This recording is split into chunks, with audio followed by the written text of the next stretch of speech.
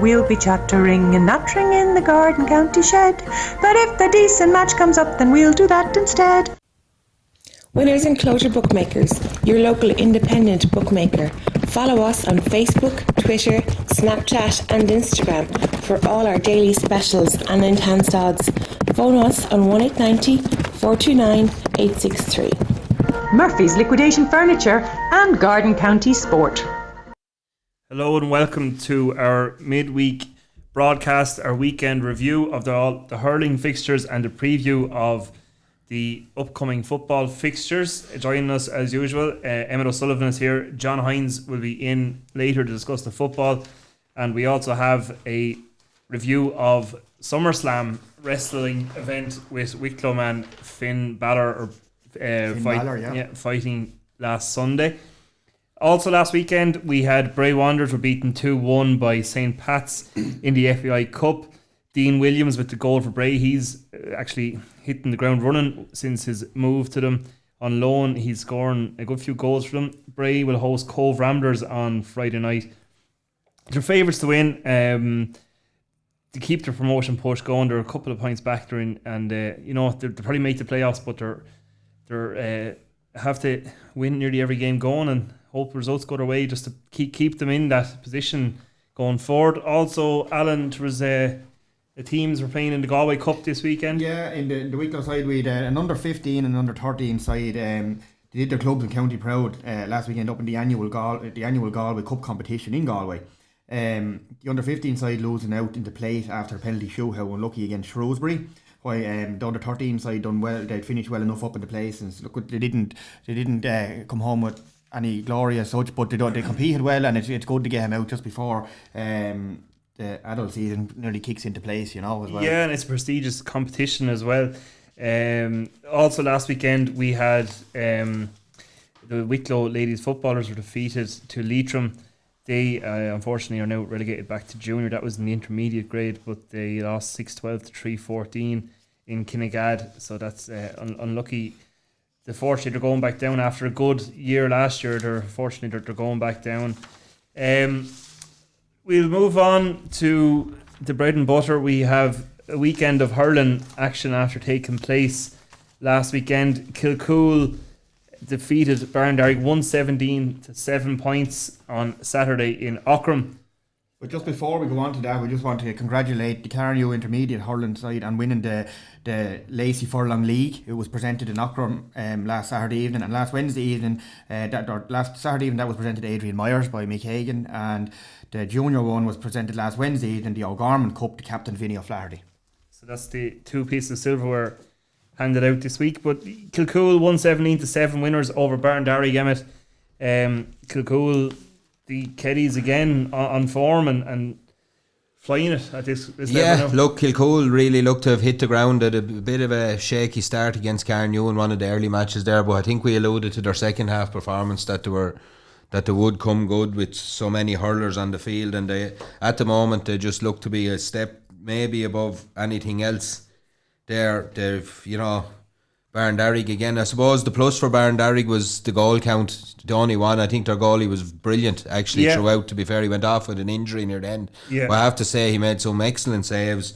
They looked a lot steadier at the back, while Kilcoole, they just have the power to knock over scores from 50-60 yards, which is at intermediate level it just sets them apart at the minute, Yeah, and when you said it, Owen Keddy scored one of the scores of the weekend.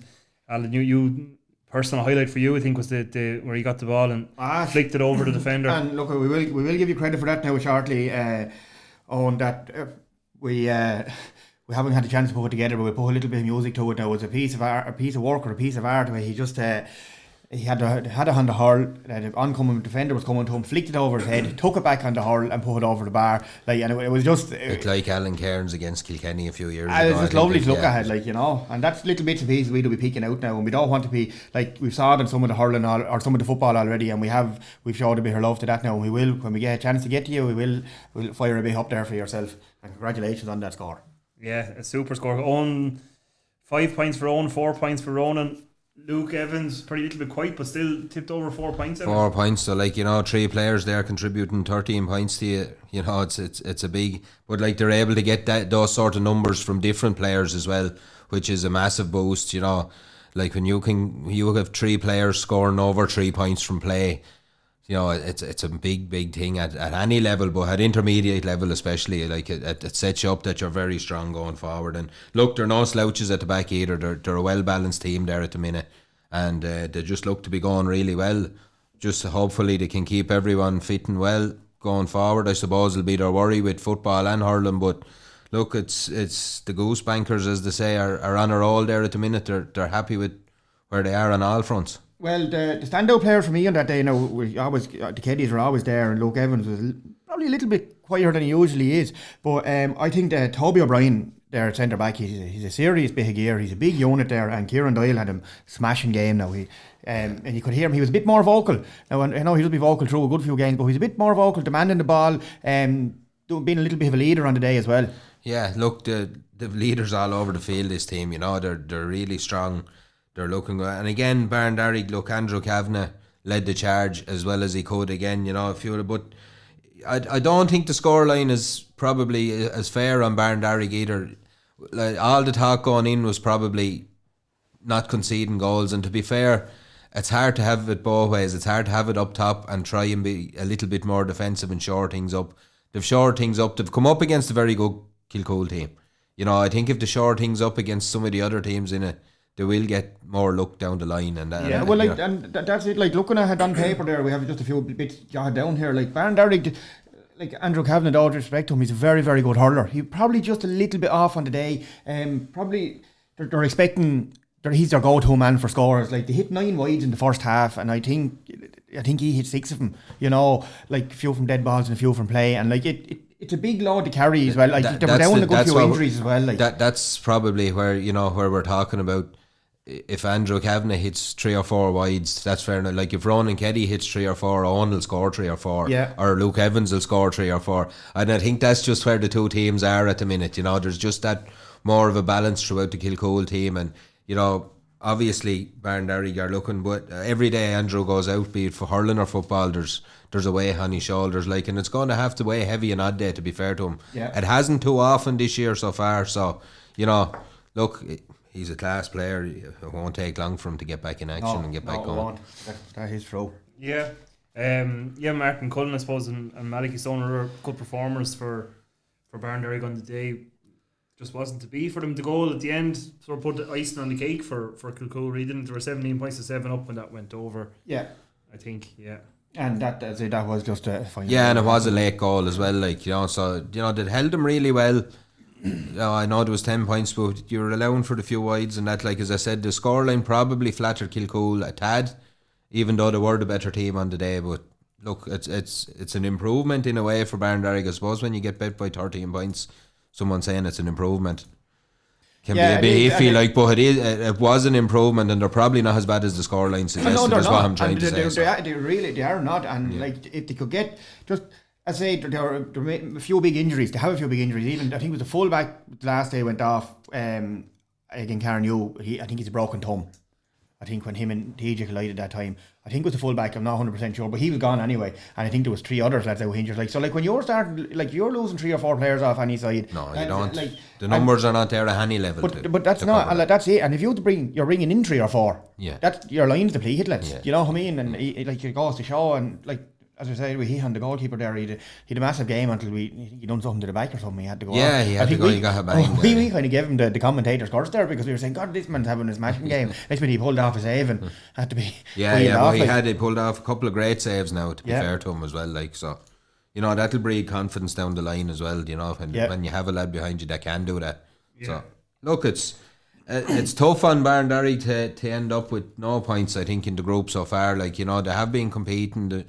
They were thereabouts in a few matches as well, but they'll give someone a scare before it's over. It's not all plain sailing. So yeah. The other, I suppose, Kilcoole. Then they're up to second in the group, I believe. Alan Kilcoole are up the top after their win. Next up, Carnew 218-12 winners over Tinahely last Saturday. Brendan McRae getting a couple of goals for Carnew one goal, sorry. Yeah, and the midfielder got the other one there. Yeah, and TJ Hennessy scoring 11 points in a comfortable win for Carnew. Yeah, comfortable win. I mean, I think Carnew were kind of in the ascendancy all over the field during this one. It's well touted the amount of players that have been lost by Tinahely over the last couple of weeks and last month, probably 6 weeks. Again, they fielded the team. They won the junior league. They fielded the team in this. They're strong in senior. You have to give it to them. But just on the day, this Carnew team had too much for them going forward, and I think really the game was probably put to bed by half time. I think it was it 2-8 to 10 points or That's something. exactly 2-8. 2 points, sorry, 3 points. 2-8 to 3 3 points at half time. 2-8 to 3 points at half time, and it was probably put to bed. Again, Carnew had a slump in the first 10 minutes of the second half, which is probably not easy to keep a team. They done it against Kilcoole and nearly paid the penalty. They done it again on Saturday evening. Later on, you'd like to be eradicating that if you're over them. It's not great. I know they started well, and it's hard to probably keep lads focused. 11 points up at half time, but you'd still like to just kick on a bit for that first 5 minutes of the second half and put things to bed. But apart from that, there's not much you can say really. They were strong all over the field. I think, big performances. Dan Nolan, a strong. Adrian Myers forming 2/3 of a very good half-back line there. Like you've Martin Malloy, 3 points from play. TJ, we'll talk about that a bit later on. Yeah, but still, like that. But two of the goals come from, and not trying to give tactics away or anything here. They come from two Joe Murphy puckouts. Yeah. Boom down the field, and TJ had led off the first one for Brendan McRae and the back of the net, and the second one was kind of the same. It was down the field. It was a little bit more broke down before. I think it was James Gregan got on the end of that one and put it in. But they're not bad. They're a good side, Good side as look at where, as we said, we'll talk about it later. Yeah. The loss of TJ is going to be huge going forward. Sure. We'll talk about it a bit more later. But he's a real focal point in the attack, and it kind of astounded me in the couple of matches I seen that for 5 minutes Carnew go direct to TJ and they're all over the team. Yeah. And all of a sudden they feel the need to play the ball around the middle and hand pass and go short. If it's working, that's a different plan for the next day now, obviously. There was two standout players in the game for me. I thought Alan Conyard on the Tinahely side needs to mention. My guy, he's a big man. Man has some hand on him.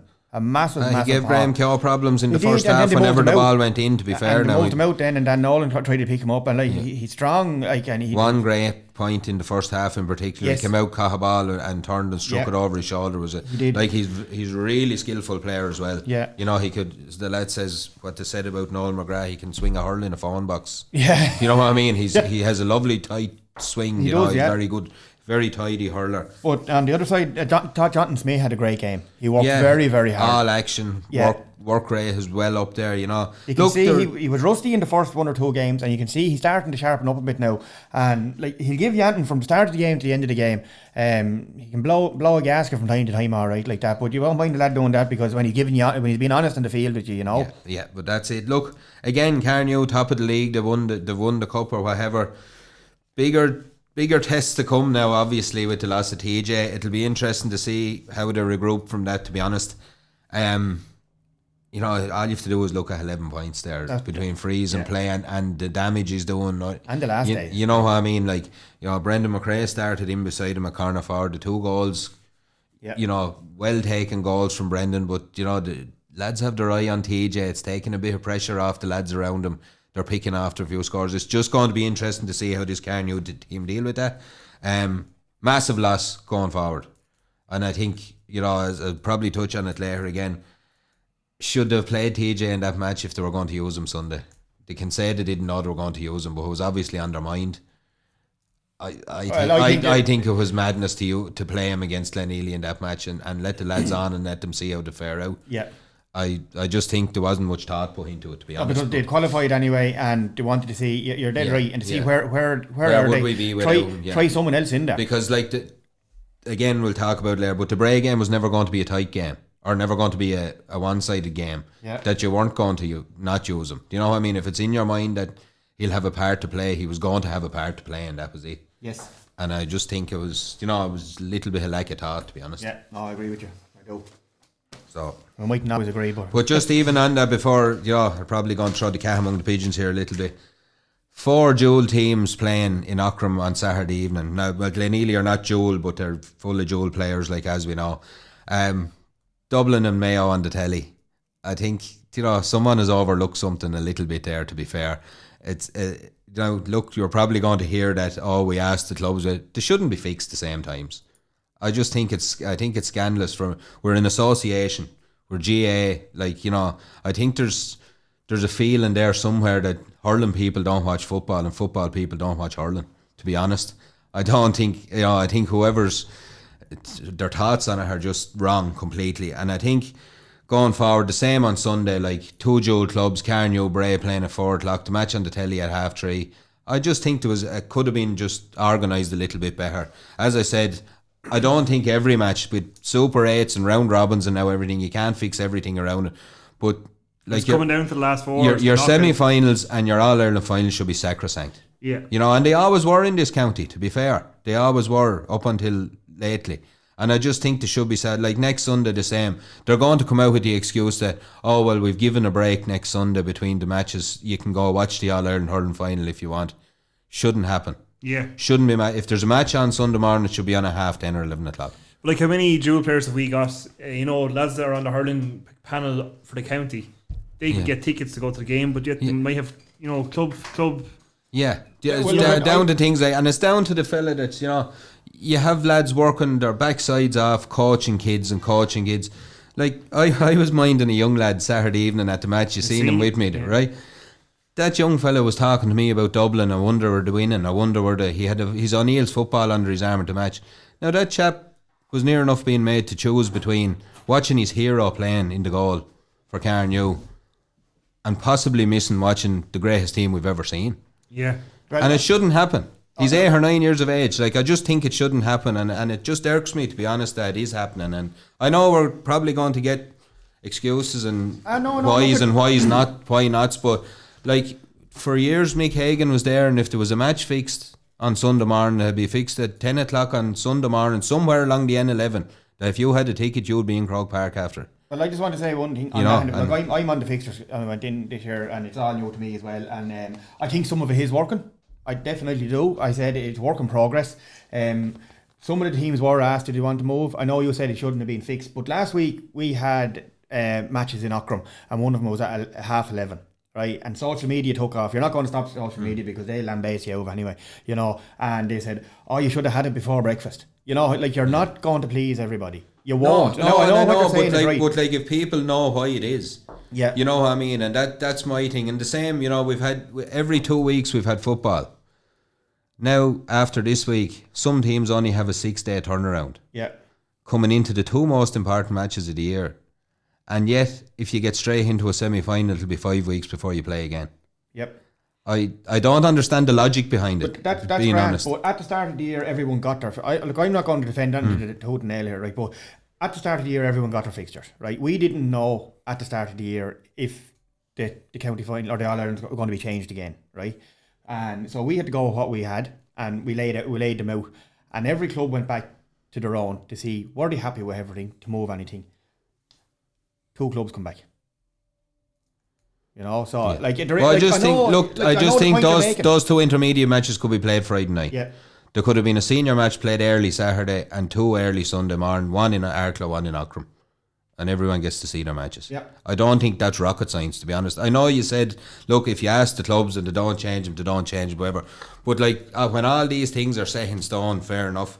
But if there's no wiggle room whatsoever, I just don't understand it, to be honest. We're an association, we're supposed to be, and I just think there's a feeling there, to be honest, that hurling people don't watch football and football people don't watch hurling by the looks of the setup. Yeah, maybe there is a bit of that somewhere in some people that don't like hurling, well, I won't say they don't like hurling, but they're more football and vice versa. Yeah, there's probably something about that, but like I say, it's a work in progress. It's all new to me. I've no bother coming out here and answering a few questions. If anybody wants to send in a few questions, we'll answer them. There'll be no names mentioned.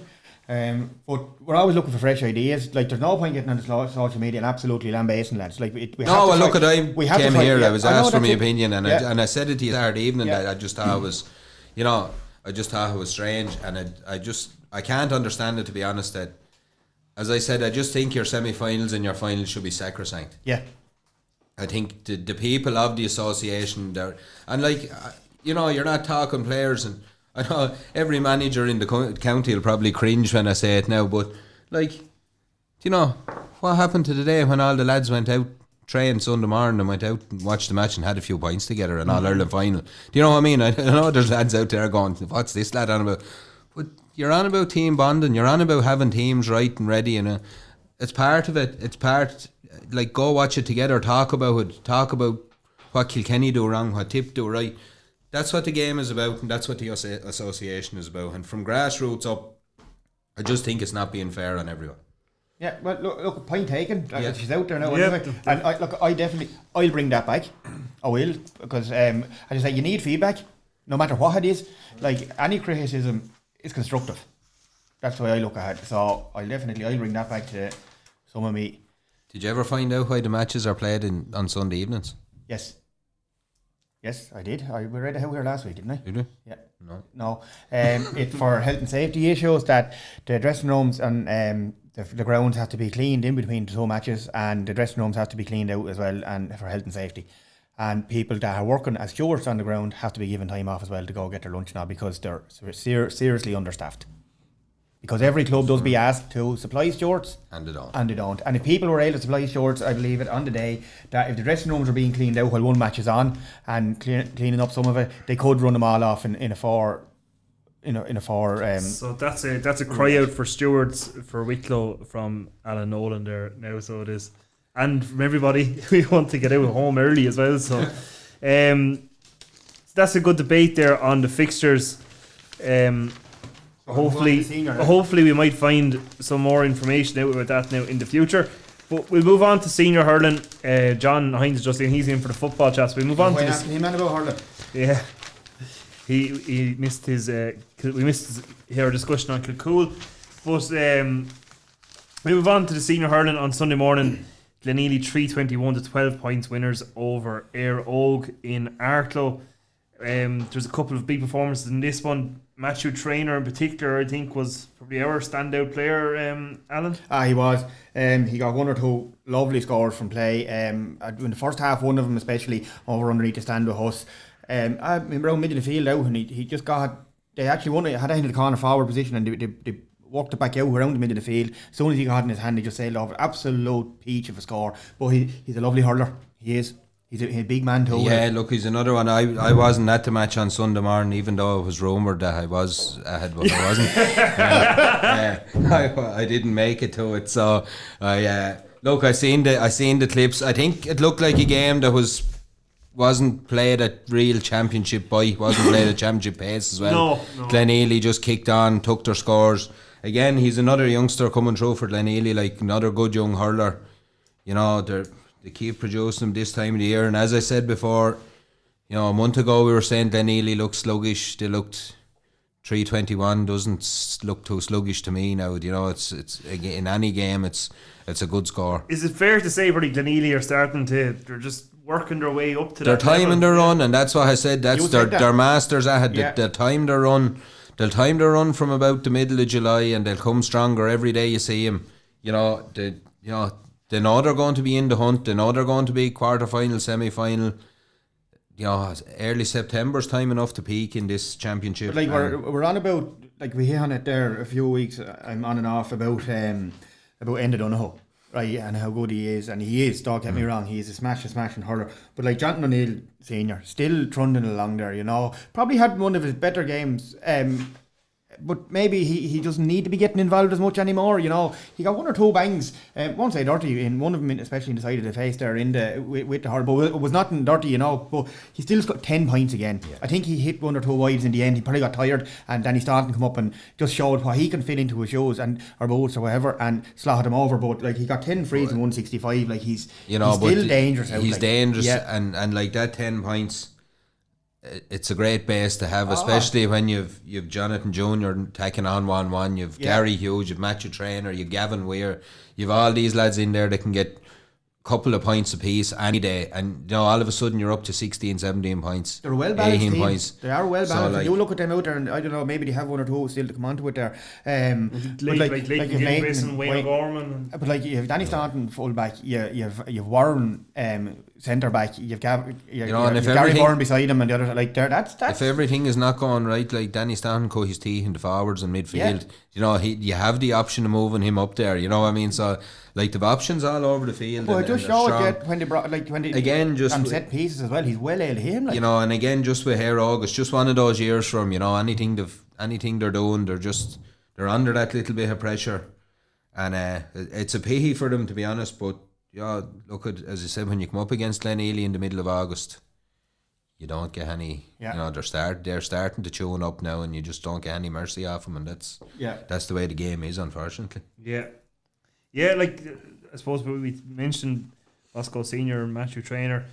They're very, very well balanced team, and on the Greystone side, they were missing a couple of key players. We've discussed Stephen Kelly numerous times throughout the year, but Kristen Flynn, Buster, he was missing on Sunday, and I think he's been performing very, very well for them. He's one of their standout players for me so far this year, but he's a big loss. They had their homework done as well. Lenny had their homework done as well. They absolutely smothered Andy Walsh, because you probably saw what he's been doing in the last few games. Again, Patch especially, like he was catching monster balls, and they smothered him up. They wouldn't give him time on it. Like he was done a couple of times for steps, so they had they knew they couldn't let him free. They're very cute on the field as well. If there's a player like Andy or whoever it is, whoever they're playing, they won't keep hooking that ball down on top of him. You know what I mean? They'll come. They'll keep to spread it out again. They're very cute on the field, which is something you can't buy. It is.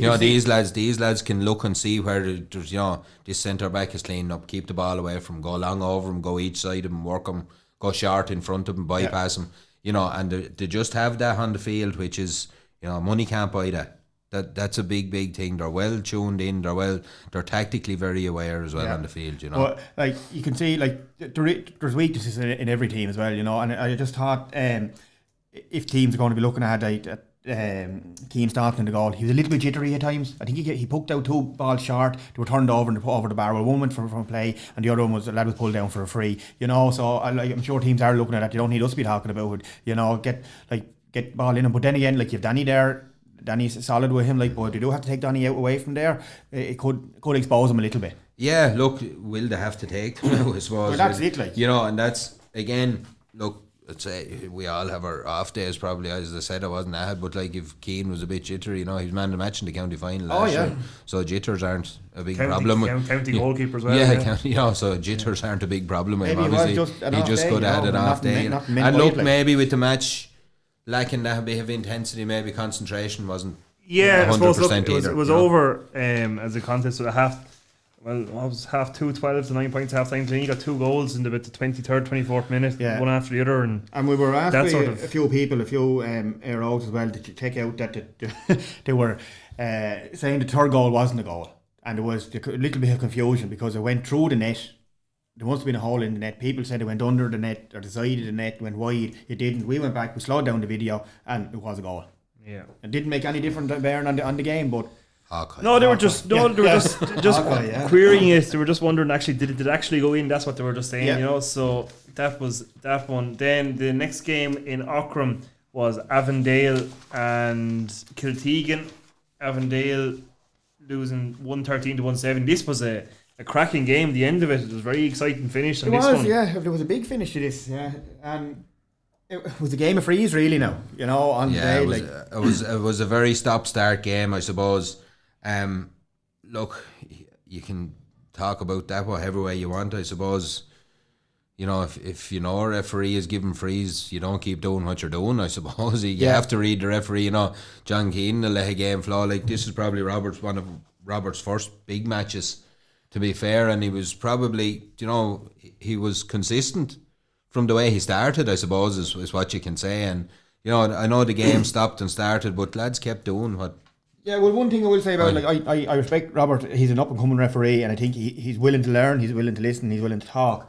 And when you're going from football to hurling, you have to not be as quick to blow the trigger on the whistle. You have to let it float, give it an extra second or two, and not let it stop and start. You know, and that's no disrespect to him. Like that's a bit constructive criticism again. Look, we mentioned freezing this, but like the last game, I think James Cranley Poochie got a several amount of freeze, and Jay got 13 freeze. So that's just the cut and trust the championship hurling. But even saying that, there was some fabulous points from play. Well, that's what I was coming to now. Eamon Kearns, fantastic performance. I mean, he scored 10 points, 6 frees, but 4 of his scores from free were monsters. Yeah, monsters of scores, and like he was marking Podge Toll, who scored 3 monsters of scores himself as well. And you know what I mean? Like it was a battle royale, it was a shootout. Like and I will say one thing about Podge: when they needed him, the man stood up. He started off well, but like he's quite dangerous coming out of the back with that big long stride, and he scored 3 fabulous points on the run. Like he did when they needed 2 of them, because Avondale had scored the goal to put the pressure back on him. It was squeaky bum time, and I think like with Shawnee Germain getting 12 points, his point from play was critical. Yes, he got that ball out on the sideline shortly after the Kiltegan were in big trouble at that stage in that game. They were, they'd been turned over.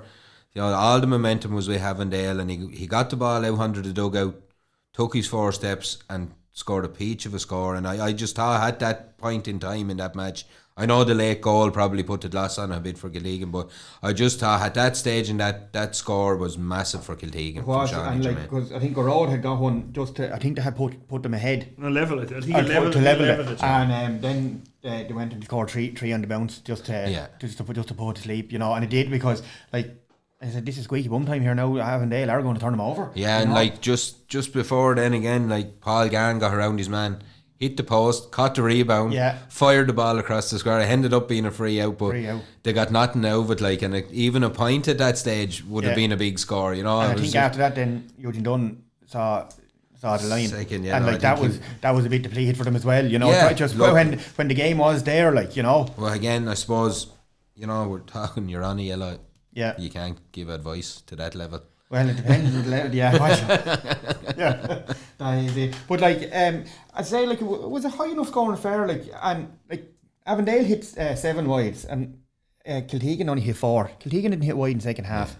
Now that's the stats I have down here, and if I'll stand corrected now if someone wants to come back at it for me, But that's the way it is now anyway. So look, it's end of the summer for Avondale, unfortunately. If they'd have had that team out all summer and were doing a bit, they definitely wouldn't have been in the position they were in. They've got results somewhere, and that's the killing part about it there. But look, on the farm, on the results, I know Kiltegan hadn't won a match up to this, but on their performances up to this, they probably deserve a little bit more to be in a quarter final, to be fair to them. And that's all you can say, really. Left to play in it then. We'll get to that in a second. Sorry, I'm jumped the gun. You've jumped the gun. I apologise. We missed. Was suppose just as well you're here, Kevin, to keep that lad in check. Honest to God, yeah. It's actually one of the main. It was actually probably headlined as the main event of the weekend in the hurling section. Alan wants to gloss over it, but Bray Emmet's 4-10, Carnew Emmet's 1-13 in a top of the table clash that you wanted to skip, Alan. Bray trailing when Carnew reduced to 14, up the gears, and they got nearly 3 goals, nearly probably exactly the same, and turned Carnew over. Yeah, look, where do you start? I know we're all talking about how good Carnew were in the first half and how their intensity, everything was brilliant, but they were still only 4 points up after all their effort, which is what I'd be looking at. Bray had hit a good few wides. I know Carnew hit a few near the end of the first half. In the first half, Bray hit 9 and Carnew hit 8. Yeah, so there was a lot of... they evened up just before half time. I think Carnew hit a couple of terrible wides just before half time when they needed to push on a little bit. It was almost like Dublin Mayo when they had to come out to play. Carnew were found wanted. I just think... Jack Doyle, it's the massive turning point. You have to talk about it. He was on a yellow card. The chap scores the score of the game. He took on the whole Bray defence. He has to run 90 yards because 2 or 3 lads, in my book, weren't pulling their way and were standing with their hands on their hips around the middle of it. He gets back. It's a tired pull.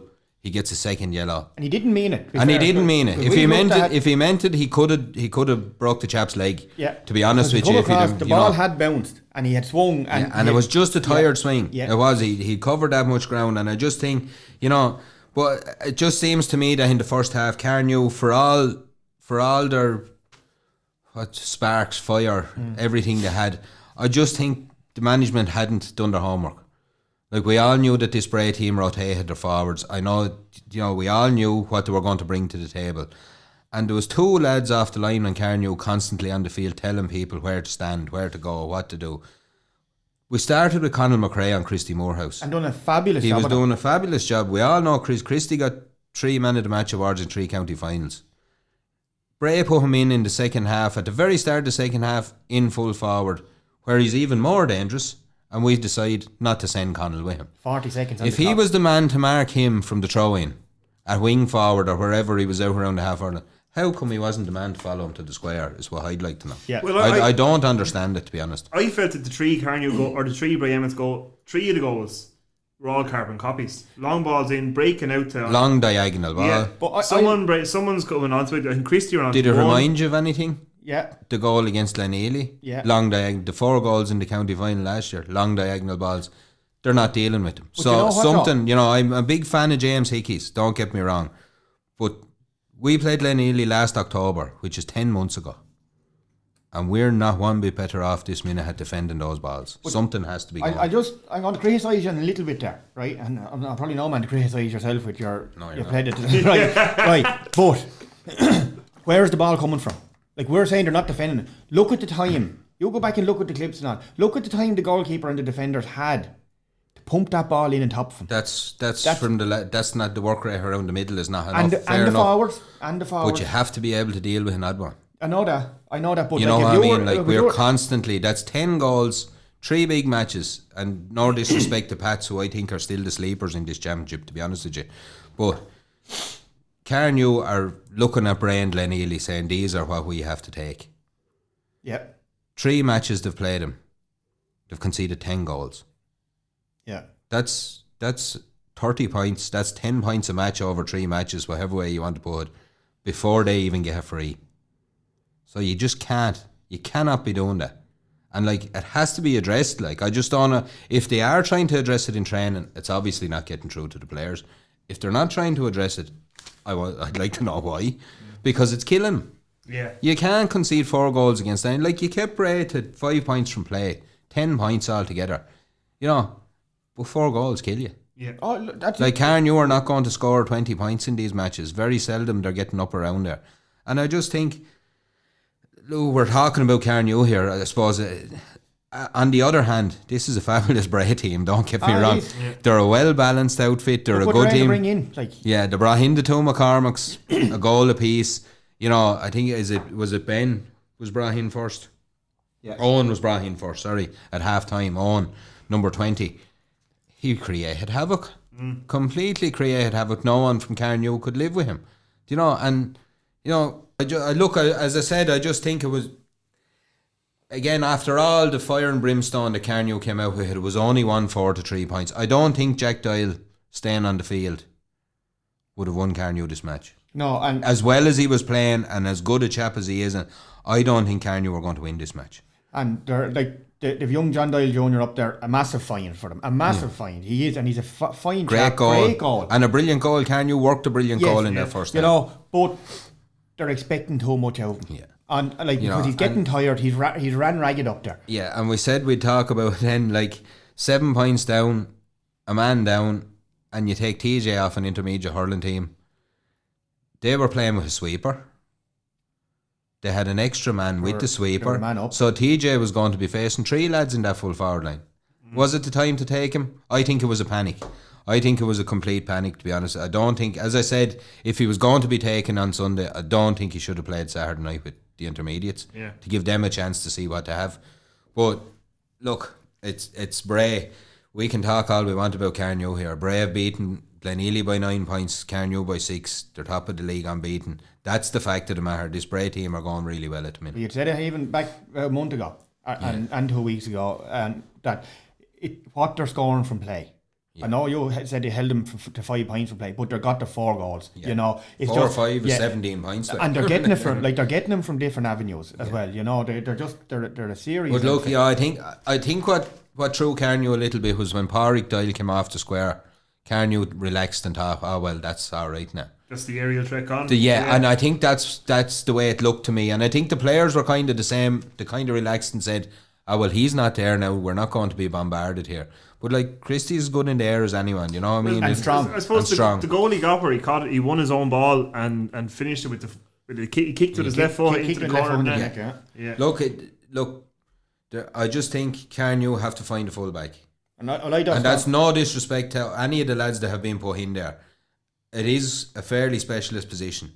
I think they need to find one. They haven't found one. I think Oisin Furlong is a fantastic hurler. He's a cornerback or a wing back. He's a man marking type. But fullback is different. It's just a different ball game, and we have to find someone that can man the square and mind the house, and we need to do it fairly quick. Yeah, I personally don't think there's anything to touch them. I don't. And don't forget, Mikey Boland still come onto that team. Like that's. Look, they're very strong, as I said. You know, like Carl O'Doulacan didn't get a run the other day. He was playing for the county 2 years ago, maybe 2 or 3 years ago. You know, so like, you know, that's the riches they have there. And as I said, everyone's playing in the right positions. Yeah, their forwards are rotating, fair enough, you can say, but they're all in the right positions. Their backs, they're steady, they're strong. The Maloneys, they're good hurlers. You know what I mean? The Hendersons. They just have a serious pool of riches there at the minute, and they're going well. And to be, you know, like people are saying, oh, they shouldn't be let hurl in Dublin. I think we should all be hurling in according to the looks of things. He's one of the lads that said that now. But the point I was trying to make that they should, like, if they want to hurl up there, that's grand, but you still should hurl in your own county in the league. That's the only point I was making. But like, we just go on then. I got a bit premature there. What I wanted to do earlier on. We go on to the last round of fixtures on it. Like, you have Bray again, Kiltegan. I think it is. It's Avondale and Eire Og and Tinahely and Pats. Carnew have played all their games. So what way then they're going to finish up is still kind of more or less is decided. Bray are top. Yeah. Tinahely are going to finish second. Carnew can't get second place, so Carnew are third. Carnew can get second if Pats beat Tinahely. Carnew are finished. Yeah, but Pats beat. Oh, it depends on what they're beating by. Yes. Yeah. Yes. Yeah. Sorry. If Pats beat Tinahely, because the head-to-head with Carnew will put them through. Yes. Correct. Yeah. And it won't come to the score difference. You're right. I'm just looking at the table here in front of me. Yeah. Getting a bit premature again there. Yeah. Who am I to tell you what to do? Huh? So Eire Og's game is big as well. They're playing Avondale, you say, is it? Yeah. So it's realistically Eire Og are through. Almost. Even if Avondale beat Eire Og, they won't go through on the head-to-head with Kiltegan. They can't go through. No. Yeah. No. They're. But that'll come in the score difference. Then they'll all be on 2 points. Yeah, but look, we'll have to hit on that. In the next week. Yeah, that'll be in next week's. So that's going to wrap up our hurling. So there's going to be a ladder of games next week. So it's an interesting weekend there. We're going to take a quick break and we'll be back to you in 2 minutes to discuss the football. We'll be chattering and nattering in the garden county shed. But if a decent match comes up, then we'll do that instead. Winners Enclosure Bookmakers, your local independent bookmaker. Follow us on Facebook, Twitter, Snapchat and Instagram for all our daily specials and enhanced odds. Phone us on 1890 429 863. Murphy's Liquidation Furniture and Garden County Sport. We'll be chattering and nattering in the garden county shed. But if a decent match comes up, then we'll do that instead. Winners Enclosure Bookmakers, your local independent bookmaker. Follow us on Facebook, Twitter, Snapchat and Instagram for all our daily specials and enhanced odds. Phone us on 1890 429 863. Murphy's Liquidation Furniture and Garden County Sport. Welcome back. We were going to go through the football championships now. Just before we do that, we had our competition on our social media pages there, Alan, for the free bet from Winners Enclosure Bookmakers, and we have a winner. We do. His name is Jordan Chandler.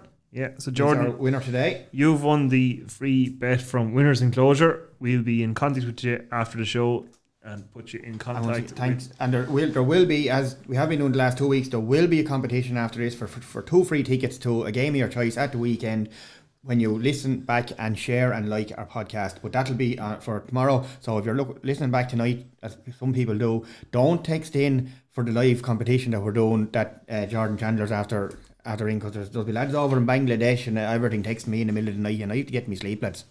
You know? So a game at the weekend, ticket for a game at the weekend, we Kilkenny and tip with it. Oh, you go wherever you want. Yeah. See how you get on with Now, you could be turned away at the gate now with the pass you have now. Would you have a right day up there anyway? So we'll discuss now Senior Football Championship Group 1. The first game is a very important game. John has joined us now as well. The first game we're going to discuss now is Kiltegan against Tinahely on Saturday in Ockram at 5:30. How are you, John? Not so bad, no. Thanks very much. Kiltegan after a big win against Newtown the last day. Tinahely on the back of a defeat by Rathnew. This game, this could be a banana. Well, is it a banana skin? It's a local derby. It's Kiltegan win. They're right among it again, John. Absolutely, yeah. Like we touched on it the last day. Don't want to be repeating ourselves, but you know, Tinahely looking in the wing mirror now. They can see Kiltegan coming over the brow of the hill, and it's all there for Kiltegan now at the minute. It's absolutely go for it with abandon. It's lay it all on the line for them. So I think it's going to be an absolutely great game, and a real test for Tinahely. As we said, probably repeat ourselves a wee bit. They've been, hotly tipped or really closely watched. Everybody really anticipating what they're going to do this year. But this will be a test now. I suppose everything's been a test for them. It's their first year back to senior for a couple of years, and first game was a test, and the next game. But this is one now because win it, and they're pretty much thereabouts into the. You have to be hard to be stopped. Six points is 6 points. You can get out, and then you're looking at can we have a further impact on where we go with another 2 points, and looking at other groups and all that. It's a nice place to be. But I think it'd be really interesting this one. I'm going to make sure we get to it. A couple of really interesting battles going on. The obvious one, I suppose, we'll all talk about it. He gets enough airtime and he deserves it. But Shawnee in full forward, we can probably predict that one. And probably one of the anchors on the Tinahely team, Michael Byrne. We talked with him a couple of weeks ago, having a great year for them. And this is a real test for him now. This is if Alan Costello be priming everybody, he wants performances all over the field from 1 to 21 and without a doubt. But Jesus, does he need Michael Byrne to clock in on Saturday evening? And I've no doubt he will. But it'll be a real interesting one. How they deal with the ball into him. Again, we touched on the hurling. It's you can talk about full forward lines, but do you stop the delivery into them? And then equally on the flip side, how are Kiltegan going to fare out? What matchups have they got to counteract? Probably, what we were fairly sure of how Kiltegan will line out, less so about with Tinahely in the forward line. They've had Owen Byrne line numbered at full forward. They've moved it around a bit. Tony Darcy, does he start? Again, we've talked about him in my book every day of the week. He does. He's flying for them this year. One of the interesting ones actually I was just looking at is Willie Dillon's obviously an important part of the machine for Tinahely. He's there a long time, big strong man, very good footballer, and they seem to be kind of moving him, kind of cutting their cloth to suit. With Willie played midfield in the first game against Hollywood or around that area. Last game again, Newtown found a play, put him on to Dean Odlum, and it seemed to suit him a bit. If I was a betting man, and if that's the way it's going, I wouldn't be surprised to see Willie picking up Anthony Furlong if those two played this weekend. Again, it seems to be, it might be the experienced head. It might be, the fact that, Willie wouldn't be offended with me saying he's probably, fitness wise or whatever, or speed or whatever. Willie's out, I've just been told. Well, Jesus Christ, that stopped me in my tracks. I'm only led to believe, I think he got a small operation. And well, maybe he will be right, but I think he is out. Well, I'll can that one, so. I think so. Look, overall, you've got, you've got the like as I was saying, I suppose like Tinahely have a good big panel there. Kiltegan, we talked about it last week, a little bit struggling panel wise, but look, great battles there. It'd be a really interesting one. I would not bet against Kiltegan in this one. I just wouldn't. I think you showed them give them a bit of a smell of blood, give them the prize at the end of the line, and they've got the guys there to do it. County men, lads that have been around the block in this championship for the last 10 years. Yeah, a few medals there as well, I suppose, on both sides, or on the Kiltegan side. Just go back to Shawnee for, I think he's averaging 2 goals a game. You know, it's hard stopping. Well, like, take 7 points to beat it. Is that what they'll tell you? You know what I mean? Like, hey, look, again, John has touched on it. We've been touching on it all along. Like, Shawnee is, like, he's what Tinahely need to stop. And that's no disrespect to the rest of Kiltegan. Like, if they can hold him to 1 goal, happy days. You know, he's strong, he's big, he's strong. As I said, it's going to come down to fine margins, this one. I really think this is going to be a really tight. And I think, if Willie Dillon is out, I think that's a big, big blow to Tinahely. Because he's one of those that can match the Shawnees and match Anthony in the physical stakes under those balls. I think he's one of those lads, if it breaks off him, he'll be on it, he'll get it out of there. He's safe pair of hands, I think he'll be a huge loss. Again, if it comes down to panels, you'd have to say Tinahely, with 5 minutes to go, could hold the key. Yeah. And especially in a pitch like Aughrim. I just think, with 5 minutes to go, if it comes down to numbers and legs tiring, Tinahely will have the fresh legs to come in. Tinahely have 10 lads that'll want to be in there. You know what I mean? Yeah. And they'll have the numbers to bring in. And I just think, looking at that, and even without Willie, I can't get away from the panel. Yeah. And I think if it comes down to the panel, a really tight affair, I think this is going to go right to the red. But I just think if it comes down to the panel, I think Tinahely could sneak it. And it's we've talked about this Tinahely team. We've kind of said every day is a test for them. We've kind of said the first day, the second day, they were all tests for them. To me, this is the acid test. To me, this is the acid test for them going forward. I just think, as we said, Kiltegan are in the wing mirrors now. They're sitting there, Tinahely are sitting there in 4 points. Unlucky the last day not to get to their 6 against Rathnew, whatever. That day is gone. Well, I'm just saying, this is the one. Yeah. You don't want to be going into that Gers match looking for another 2 points. No, you certainly and you don't the even want to be Gers going in there looking for 1 point. Going for 1 point, You don't. So, look, as I said, I just think if it comes down to the panels, which I think it will, I think Tinahely will sneak it just. Well, talking about panels, like the last day, we probably didn't. We talked a good bit about the Rathnew end of it and what they were missing on the day. We didn't hear what Tinahely were missing on the day injury wise. We don't know if they're going to be back. You had Brian Walsh, you had Alan Dillon out for, I think he's out for the year. Massive loss. Like Tony Darcy only coming in. You had the young Mulhall lad, I think he was sick or he had pneumonia or something, and come in at near the end. Like, will they start? We don't know. I do think Willie is out. If I'm wrong, I'm sorry. But hardly. You're hardly wrong. Well, wrong once, and it turned out actually I was only half wrong, right? But last week, don't forget Kiltegan are after Hurling as well, right? Yeah. So I think Carl Fitzgerald is gone. I think he's done the ligament in his ankle. Looked very, very bad coming off, right? Then Rory didn't start, only come on. I led to believe he's a sprained or fractured bone in his thumb. That's not good, So like you're 100% right what you're talking about panels, and Kiltegan's is a lot lighter than Tinahely. Yeah, well, that's why. But I do believe Tinahely are going to have too much power. Even let the two of them be at full strength, I just think the panel in Aughrim especially. Yeah. And that field in Aughrim, the big open field, I just think with 5 or 6 sets of fresh legs and all those Tinahely lads coming in, like, they're all on top of the ground.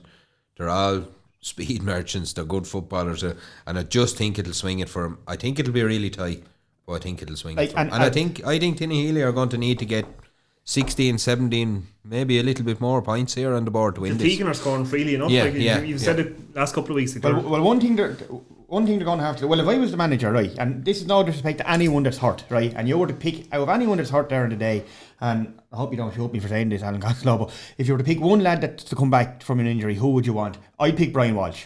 That's no disrespect to Alan Dillon or anything like that, because they need a lad mid of the field, and they didn't have it again, Rathnew, that Brian lives on the edge a little bit there. I'm not saying it's dirty, but he just knows how how to grind out a ball. He knows how to slow down a game. He's clever, you know. Lads, He knows how to turn up Yes. on the edge of the square as well. Absolutely. He appears. He goes in and for goal chances. He goes. He's a box to box player, as we say. Like, and you know lads what I mean? criticised me last year because we gave man of the match in the county final, and I said, lads, you can go back and look at that match all you want 10 times over. What that man does off the ball, not when he's on it. When that man's off the ball around the field, he's phenomenal. I think anyway. There we are.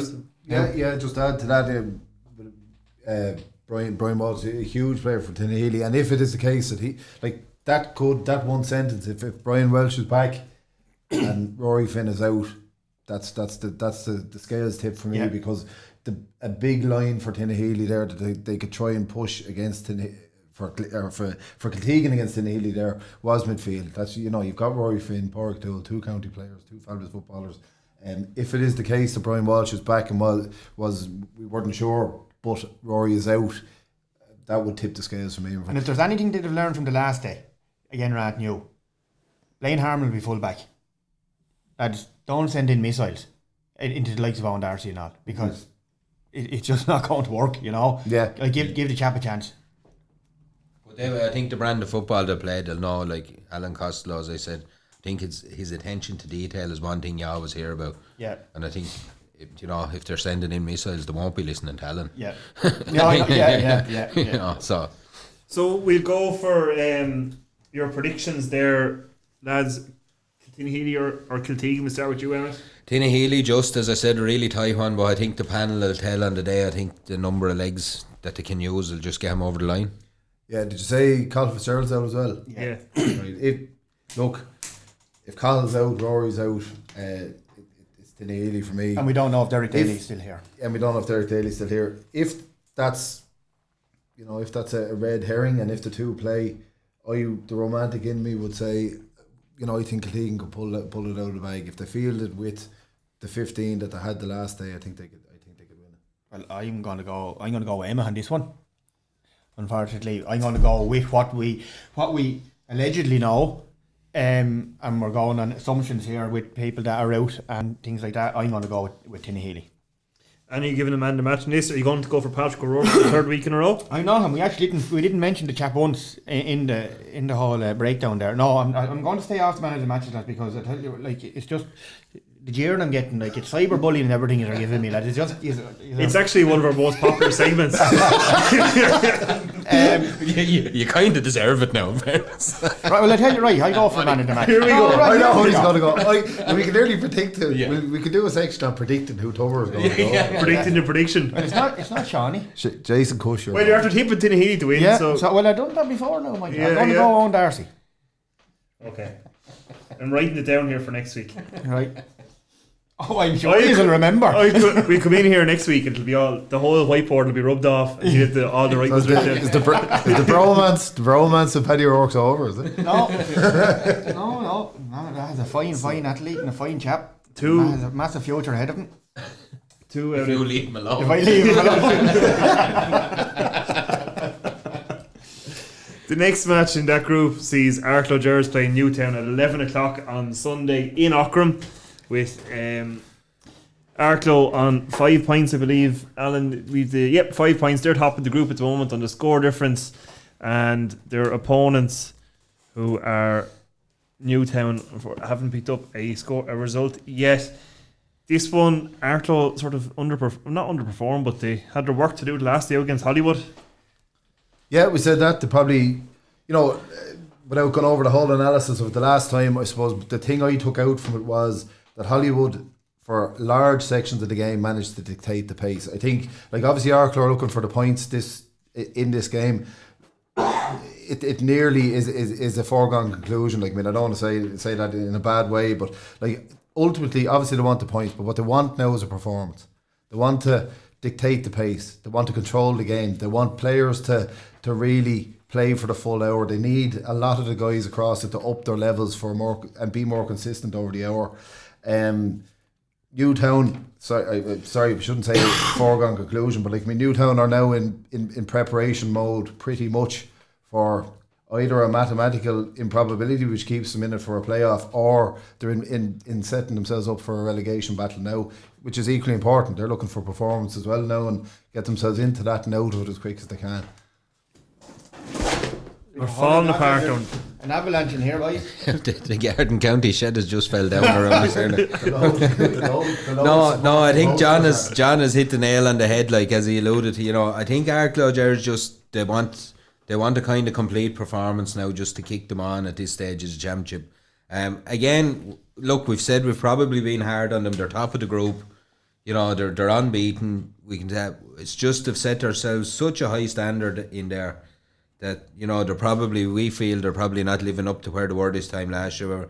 Again, Newtown, as you said, you know, they're looking at, you know, Albert Einstein maths to get out of this one, I think, if they're to get out of it. But even so, you'd rather not go in, if you did end up in relegation, you'd rather not go in on the back of no wins. Yeah. You'd rather have a win to your name of some sort. Absolutely. You know what I mean? Like, you'd just rather turn the tide at some stage. And I think the more we go on with all the championships, you'll be saying that about anyone that's, you know, you just like to get the win on the board and turn it around. You know, look, again, I think it's going to be tough for Newtown. I think they need everyone back. They've a few, you know, they hadn't Dean Odlum the last day. They hadn't, you know, they'll need everyone back to trouble this Gers team. I just think it's a big ask, even with everyone fit.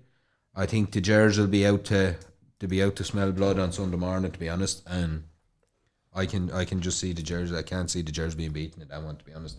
I look new, as I said, Newtown are in the precarious position of they're only minus 15. Like, they haven't been beaten by a lot in their games either, to be fair to them. But, you know, it's just one of those that the Gers are the last ones you want coming down the line at you, I think, when your back is to the wall as well, you know. Yeah, look, at Newtown have had probably three excellent first halves of football, or three good first halves of football. Good half against Rathnew, good half against second game was Tinahely. Good, you know, went in the lead, I think, in that at half time, and coming out against the wind in the first half. They're a point up at half time. One point up after playing again the wind, and the last day against who were the last day?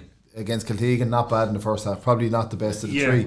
So it's just, you know, look, Newtown want to go out, and not unlike our club, but from a whole different angle. They just want to play for the hour, give themselves, you know, get themselves up and run and play to your potential. It's all that sort of old, you know, all those old sayings, but that's what it is. You know, they just want to get out there, play to their potential.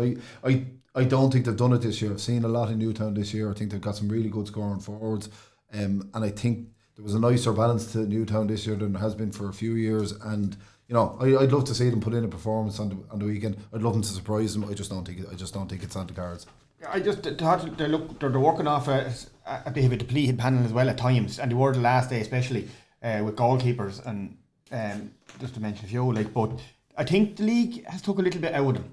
They had a very good league campaign. They're after getting promoted, you know, and there's a few lads on the county team as well, and like they just looked a little bit lethargic in some of the games. You know, getting at certain moments, like as I say, leaking scored at the wrong times, and there's just some of their, like I say, Dean Odlum wasn't there the last day as well. That's a big loss, you know. Woody won the game for them. God only knows, because the man on a day is a genius, like. But at the same thing is that I think Damo Redmond will have the Gerlines coming out chomping at the bit here, because like they won comfortably enough the last day, but as I say, the subs had to come on and got 7 of their points. You know what we hit on. Like, that's good coming off the bench, but being able to do that, you know, and I think I'd say you could see a revamped team coming out now for the Gerlines. Myself. Like, will Kieran Hyland be fit for any period of the game? I wouldn't even think he's going to try. If it was me, I wouldn't be anyway. I didn't see him tagged out him, but I seen Cormac Hyland scored 6 points for their junior team the other night as well. Like, you know, he was a key part of that team coming up through intermediate. And, you know, so he's obviously not in bad form or bad shape either. Like, you know what I mean. So like we probably referred to the loss of Kieran Hyland over the last few weeks as being maybe significant at certain points. It's nearly a game that if it was 50-50 or even 60-40, you might be saying we'll manage this problem here now and we'll leave him alone for another 2 weeks. Give him a few minutes at the end, maybe get his fitness back up. Like, I mean, I'd say it'll see the way it's going. Look, it's the double-sided coin. You need to be getting matches into him shortly. Yeah. Anyway, with a view to going forward. But then if he picks up another niggle and it's 4 weeks, he's as good as gone. So, Yeah. like, I don't know what his injury is or what. You know, I'm no physio, as the lad says. But, you know what I mean? You're getting to the stage of the season now where you need game time to sharpen yourself up or whatever. I know that, but that man well-grown machine, you know, he's a lot of miles on the clock. With me anyway there, if I was David, I wouldn't even consider bringing him on for any amount of time. I wouldn't. No, I'd leave him as he is. Their last game is against Tinahely. Could potentially be a massive game for Tinahely, maybe not for the Gerlins, you don't know. I'm sure the Gerlins want to be going on. They'll want to go the whole campaign without losing the game. They've dropped 1 point in a draw, but they'll want to top the group. Everyone will want to top the group. You know that's a foregone conclusion. You want to be up there 1 game less. Like, they get 1 game less. If they can get through that, maybe without using Highland at all, they've 1 game less to get him ready again. Then bring him off again. Maybe they have practice matches behind the scenes. Who are we to know? You know what I mean? What they're doing. But personally, I wouldn't play him. So your prediction then for this weekend? I'm going to go to the Airlines. Yeah, Gers as well. John, how's the romantic in you? Huh? What's the Well, as I said before, there's an embargo on me back in Newtown, no matter what the circumstances. So on that basis, And rightly so, because I think you are responsible for you put the jinx on him. That's it. Yeah, go with our close up. There's the jinx you put on a lot of places at the moment. Alan, your man to match in this game? Oh, sure, like, it's very hard now because you don't know who's going to play. You know, I don't know. It's hard. It's very, very hard to say here. Like, Darragh Fitzgerald hasn't, in my book, really stood up to the plate yet. Maybe he's minded himself. He had a bit of an injury in the first game. I don't know. I still think one of my favourite players on the team is JP Hurley. I went for him the last day. Peter Hemmenstall was bad the last day. Has been very good through the whole year for them. Like Philip Healy as well. Like, I mentioned from the midfield to the forwards here. I'm not giving some of the backs enough recognition. I went JP Hurley the last day. I'll go with him again. No. JP Hurley.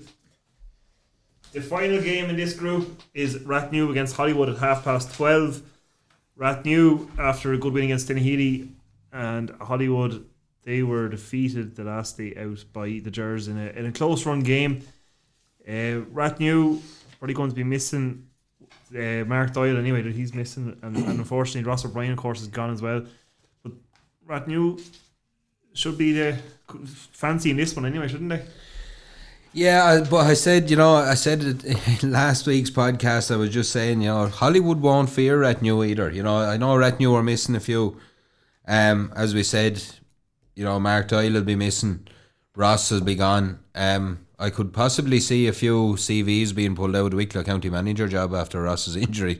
To be honest with you, it's a big blow to whoever's coming in there as well. But, all I'll say is this one. I think this one, we seen how Hollywood came with that surge the last day against the Gers. They don't fear anyone. They're real.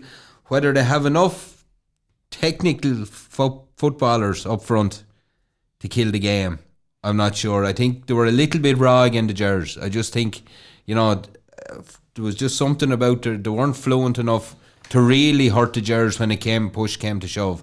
And I think they'll need to be at their most clinical on Sunday to take this Rathnew team. I just think, again, it'll be interesting to see how Rathnew line out now with life without Ross, I suppose, and see what way they'll go about.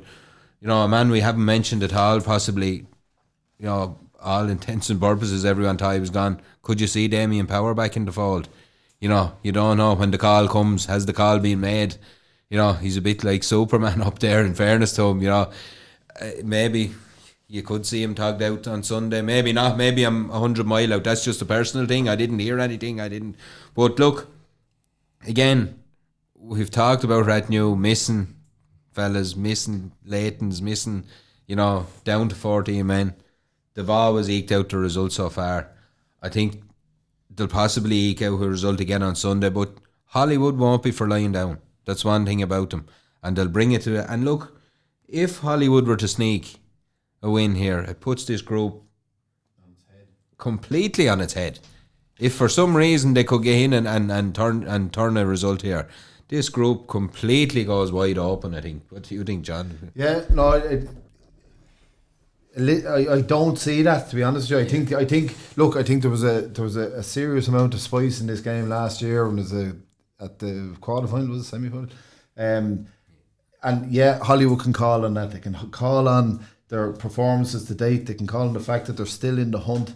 I think, I see for sure at the later stages, the loss of Ross O'Brien is absolutely massive. It can't be understated. Mark Doyle gone for a game.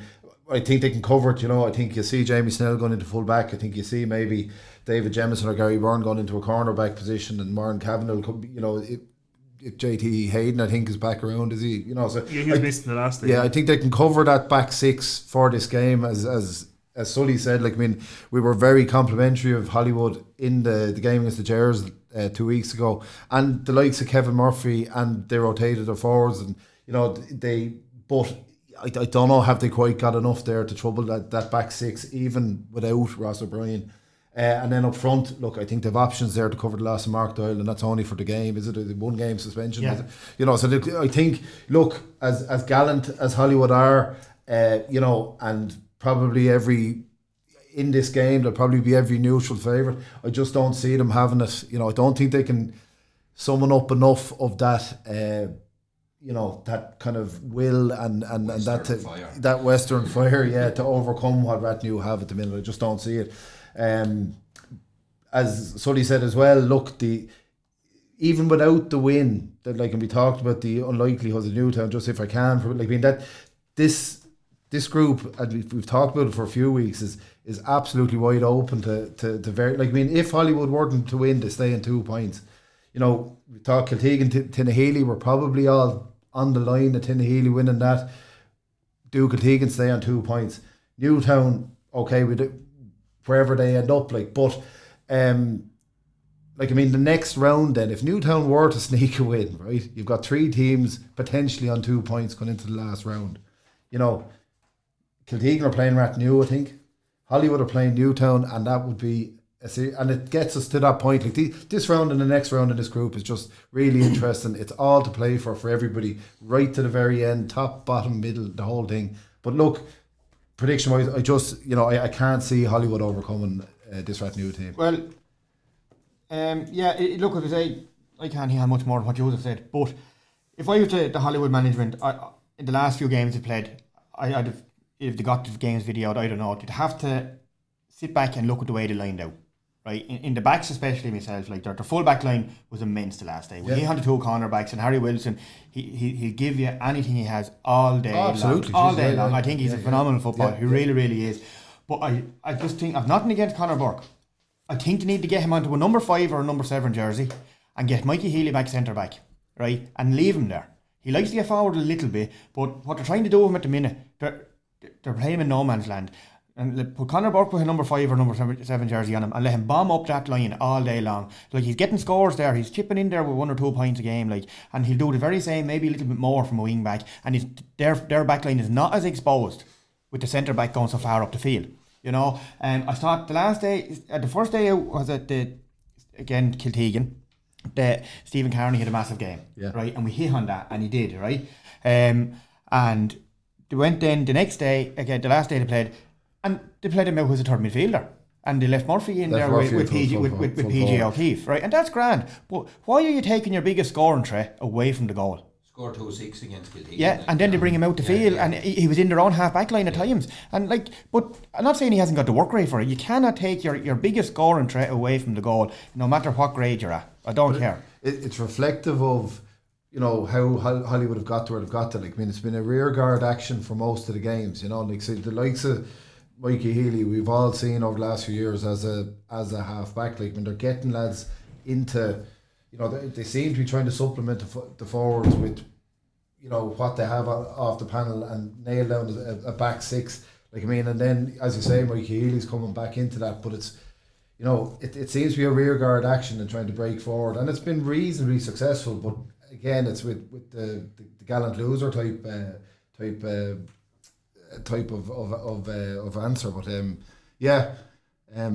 but going on to the Rathnew side of it, the guys are missing is big. I'm hearing a few whispers myself. I heard Jody's back training, massive boost to them. I think Clayton is fit, and that's a massive boost. Him just coming at the right time, you know. We're not sure on that though. We're not. No, look, I'm only going on assumptions here, as like you hear Chinese whispers. The lie you hear is the lie you tell, Tower. Well, that's the way I am. Yeah, known for it, right? But I just think this is going to come down to the wire. I do. Well, if Hollywood are in it, in a point or two at half time, I think this could come down to the wire. If Matthew Kelly is nearly back fit for Hollywood as well, I know he's no game time in him, but he's a fabulous little footballer. It's another kind of a speed merchant he brings to their forward line, you know. I don't want to keep hitting on all about Hollywood as well, but like Rathnew as well. Look, they've showed already what they're about. Mickey Murray had a good game the last time. Yeah, we could talk about them all night here. Like different players step up. They do. Like just when you think the chips are down, another lad throws on this leader's role and just rises above everyone else in a way. We're going to talk here today about who could possibly win this match for Rathnew, and we can all pick probably a player, and it'll be someone else. Yes, because they just have that within them. Sorry, they just have that leadership role. You have lads that want the mantle. You know, I mean, there's so many teams around the county that look for a leader when the pressure's on and they don't see them. Rathnew have lads putting their hand up to be a leader, you know, and that's testament to the way the club is. I tell you, I'm expecting a big game of one man that hasn't really filled to what he can be so far, and I think he's a great star for the future. I'm going to say Theo Smith is a big game out of that man wanting, and I think. Yeah, well, he did struggle with an injury after the league semi-final. I know that, yeah. Well, so I know, and like he had a good campaign with the county for the year as well. It's the Tinahely thing we talked about in the hurling. They will time their run. They'll come late and they'll come back now. You know, I know they've struggled there all year with bits and pieces of injuries. They didn't rush them. They got their results. Maybe if they were under a bit more pressure, they might have been rushed a little bit. They haven't rushed those lads back. Yeah. They're still up at the top of the table. You know, they'll start. They'll have one eye on you know, Pat's going well in the other group or whatever. I know they won't tell you they won't, but they will have one eye on it. Yeah, they played the top three. They played themselves, they played Arklow, they played Tinahely. Like, I mean, they'll have one eye over there saying, we're coming for you. You know, whoever's the top over the far side, they'll be looking and saying, you know, we'll handle it. And that's the way they are, and that's how they're all. So Emmet, you're Rathnew? Yeah. John, you've gone for Rathnew. Alan, you're going? I go Rathnew. And you going for Theo Smith for man of the match? I am. Big shouts. Write these down here now. I just see on our fixture sheet the next round of games. Not jumping too far ahead like yourself now, Alan. They're all at different times. On the fixtures. I don't know. To be confirmed. I've gotten them out. They're out from 2 weeks ago. All right. So I don't know if that has been. I just thought it was possible that they should be at the same time. Well, they all can't be enough at the same time. I know, but with score difference. Because there'll be some crowd on the field. I know. There'll be it. Yeah, it should be mayhem. It suits some lads. How would you reckon? Big game from 1902. On the peak, cap and throw-in. No goalposts. See if we get the ball the furthest, Annacurra. Yeah. We move on to Group 2. First game on Saturday night is at 7 o'clock in this group. It's the makings of a humdinger. Bray Emmets and Eire Og. Bray on the back of their win over Avondale as sort of a North Wicklow derby as well. So Eire Og won't want to let their neighbours up the road sort of get another step in this group. It's there for the taking, is it? I just think the way Bray have been moving through the whole thing. I know they were the 2 losses the first 2 games, but they were lucky enough again. Blessington, they went down by a goal, but they still scored 2-11 again, was it?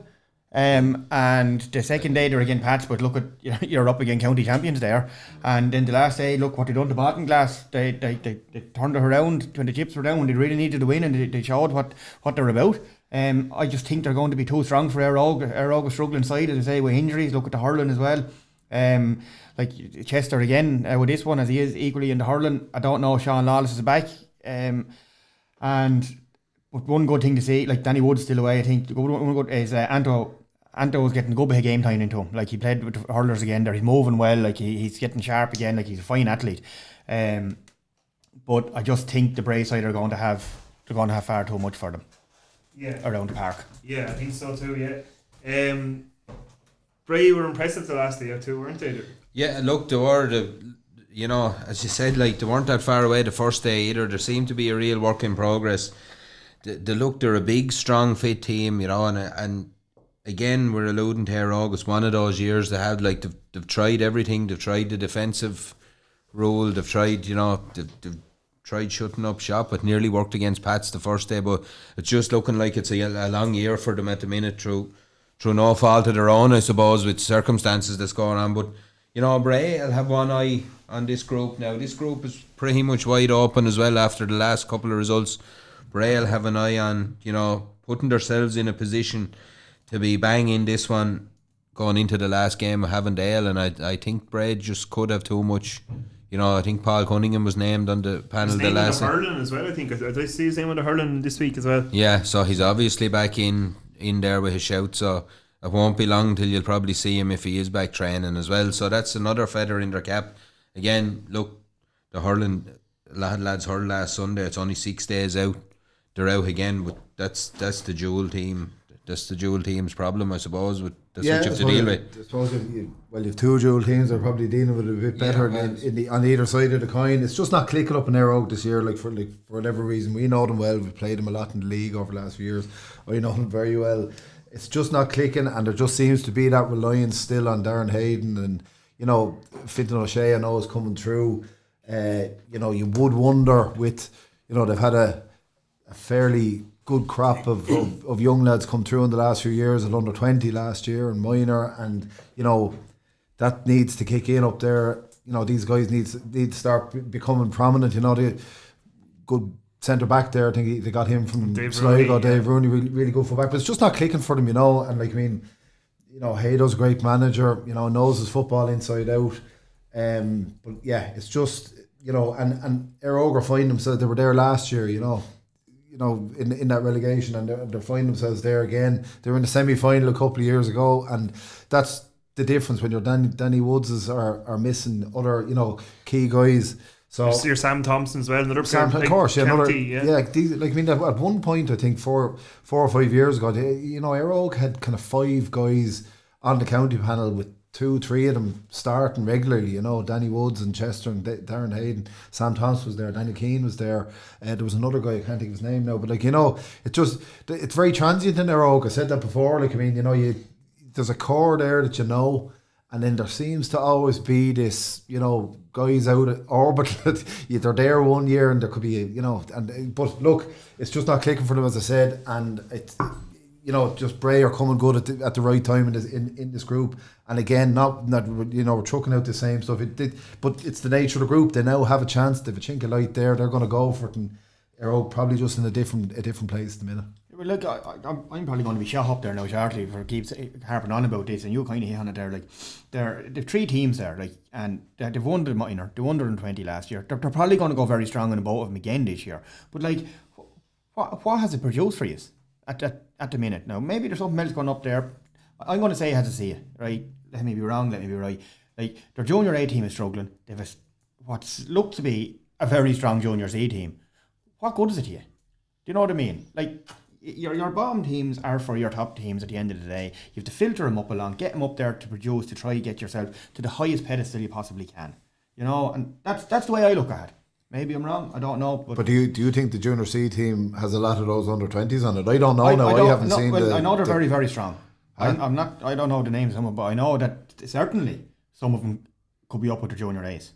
Yeah, without a shadow of a doubt, up there, and then I don't know if there's any of the junior A's. I have to go. I'm going to go. I know the junior A, they're struggling for numbers. Just look at their match or the program. They're struggling for a panel, Yeah, but they shouldn't be. Because would a strong junior C be a senior footballer though? No, I don't mean and that. that's no disrespect to junior C's around the country, but you're going up 4 grades, that's a big step. But where are all these guys then? Where are these guys that won these hood titles for you, right? Is there some of them on the junior A's that would possibly come in to boost your bench anyway with your seniors? Well, I think your junior C's come up to your junior A's. Clubs I just can't see with the year that they've had that if there was a lad good enough there that he wouldn't be brought on. To be honest, do you know what I mean? Even if he was nearly good enough. These two teams, there's clubs all over this county that are, we've talked with Kiltegan there, 4 subs in the line last week or 2 weeks ago. If you said to a club, I'm going to bring you to a parallel universe where you've won the under-20s and the minors in 1 year. Yeah. And this is the following year. No, don't forget, they have bet serious teams. Yeah. Like, I mean, that's... Like, Luke O'Toole's had a team here that was good at paper, as you see on paper anywhere. The Gerlings bet them, right? And then Eire Og bet the Gerlings. I think that was the way it went in the final. You know... Well, if that's the case in Eire Og with those two teams, you have to think coming through, then this team has to do everything in their power to stay senior. You know, looking at where they are now at the minute after 3 games, they're bottom of the group. You know, it'll take nearly a miracle, as we said, probably to get them out of there. They'll need at least 2 wins and hope and pray. Whether that'll work or not, I don't think it'll even work on the head-to-head with who's over them. Yeah. But, like, you know, like if that's the case, they have to try and stay senior. They can't let this team slip back, because, you know, it's a lot easier to tell those young lads coming through that you're going to play senior than play intermediate. And that's not disrespect. In the last 4 years, I think they've been in the Keaton Cup the 4 times. They've definitely been in a 3 because they've won it twice. Yeah. And would they've been in the semi-final year before that? Yeah. Something like that. It's in, like, I mean, 15, I think it's semi-final. Something like that, yeah. Like, yeah, look, not getting under back, as we're I not. said. We're just, I've a long history with Eire Og. There is a core there that I say, and I know who that core is, and they seem to always be there. But it's an embarrassment of riches. Like, I mean, again, county minor team this year had 3-4 Eire Og names in brackets after it. I know in our club in Annacurra, like, we have had nobody come through from the minor level in the last 2 years. We've 2 coming through next year. 2 great young lads, but neither of them are on the county panel. Kilcoole, I think, have, who I obviously know as well, I think they might have 1 coming off a county panel next year, none before that. Look, you know, we talk with Tinahely and what they've had over the last couple of years. There has to be a parallel there somewhere, and, you know, there's an answer up in Eire Og, I know, and I'm sure there's somebody tearing their hair out at it. But I'd say maybe we might get some feedback on it. And Willie Hagan surely will text in, will he? I don't know. If you are Willie, send her on there. So we're going to go for the predictions there, lads. Bray or Eire Og? Alan? Bray. Now, lads? Bray as well, yeah. Eire Og, Willie Hagan to come on and score the winning goal in the last 5 minutes. Mother of God. Go down, Willie. You've destroyed the junior C team, John. Alan, your man to match in this one? I can't call it. Really? No, I don't know. We'll let you think about it. We'll come back to it later. We'll write it down and we can discuss it next week. I'll say Lennon. Right. We twist the arm there. The next game in this group, Blessington, Avondale, another cracker. Blessington 6 points. Avondale defeated the last day. Bypass sort of unexpectedly beaten by so much, so comprehensively. But this is makes it another great game. Avondale get the win. They're probably true as well. Like so. Look, I think this is you know, we've been all talk about Pats in this group, I suppose, up until now. You know, Blessington have snuck up into second place. They're unbeaten there as well. Avondale set the early pace, and, you know, came a cropper the last day against, as we said, came against up against a strong Pats team. This one, you know, from an Avondale point of view, I think Avondale have to give themselves every chance of staying in this game. I don't think they can set up the way they did the last day, leave the same sort of space in front of their full back line. Blessington will exploit it. They're a big, strong, physical team. I think we spoke about looking out the field and seeing what Avondale have to offer with, you know, the McGrainers, Barry Sheehan, all these.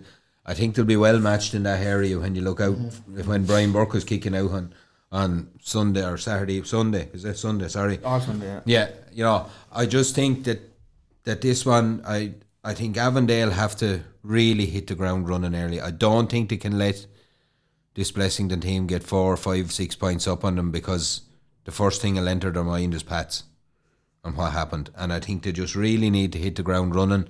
I think they need to get their matchups right and all their men in their best positions. And I think they really need to hit the ground running in this one to have a good chance going forward. These two teams, they met a couple of years ago in the semi-final, was it? Yeah. And the same thing happened. I think Blessington went 8, 9, maybe 10 points up in the first half. Now Avondale came out in the second half, got back within 3, tank emptied, and Blessington waltzed on and into the final. You know, look, I just think Blessington under Mick Murray seem to have that little bit more about them as well. They went 5 points down against 5 or 6 down against Bray as well, and 5 down against Baltinglass. Came back and won the matches fairly comprehensively as well. So I just think they have a bit about them, this Blessington team. As I said, Avondale need to give themselves every chance of staying in it. You know, if not, I think Avondale have Bray last.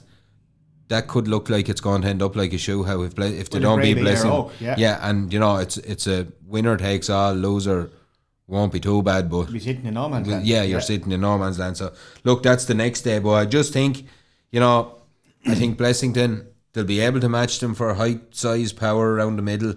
And it'll be just very interesting to see how Avondale react after the Pats match, to be honest. Personally, looking at Avondale, like, we have sang him up and we have sang him down, and that's the way it goes. But I think, looking at them in the 3 games so far, if a team gets on top of them, they don't know how to grind it back. If they get on top of you, they will walk you into the ground. They will get a run at you. They will do a number on you in a matter of minutes, and they will. Like, you know, we saw that against Baltinglass, but they need to start right. You said they need to get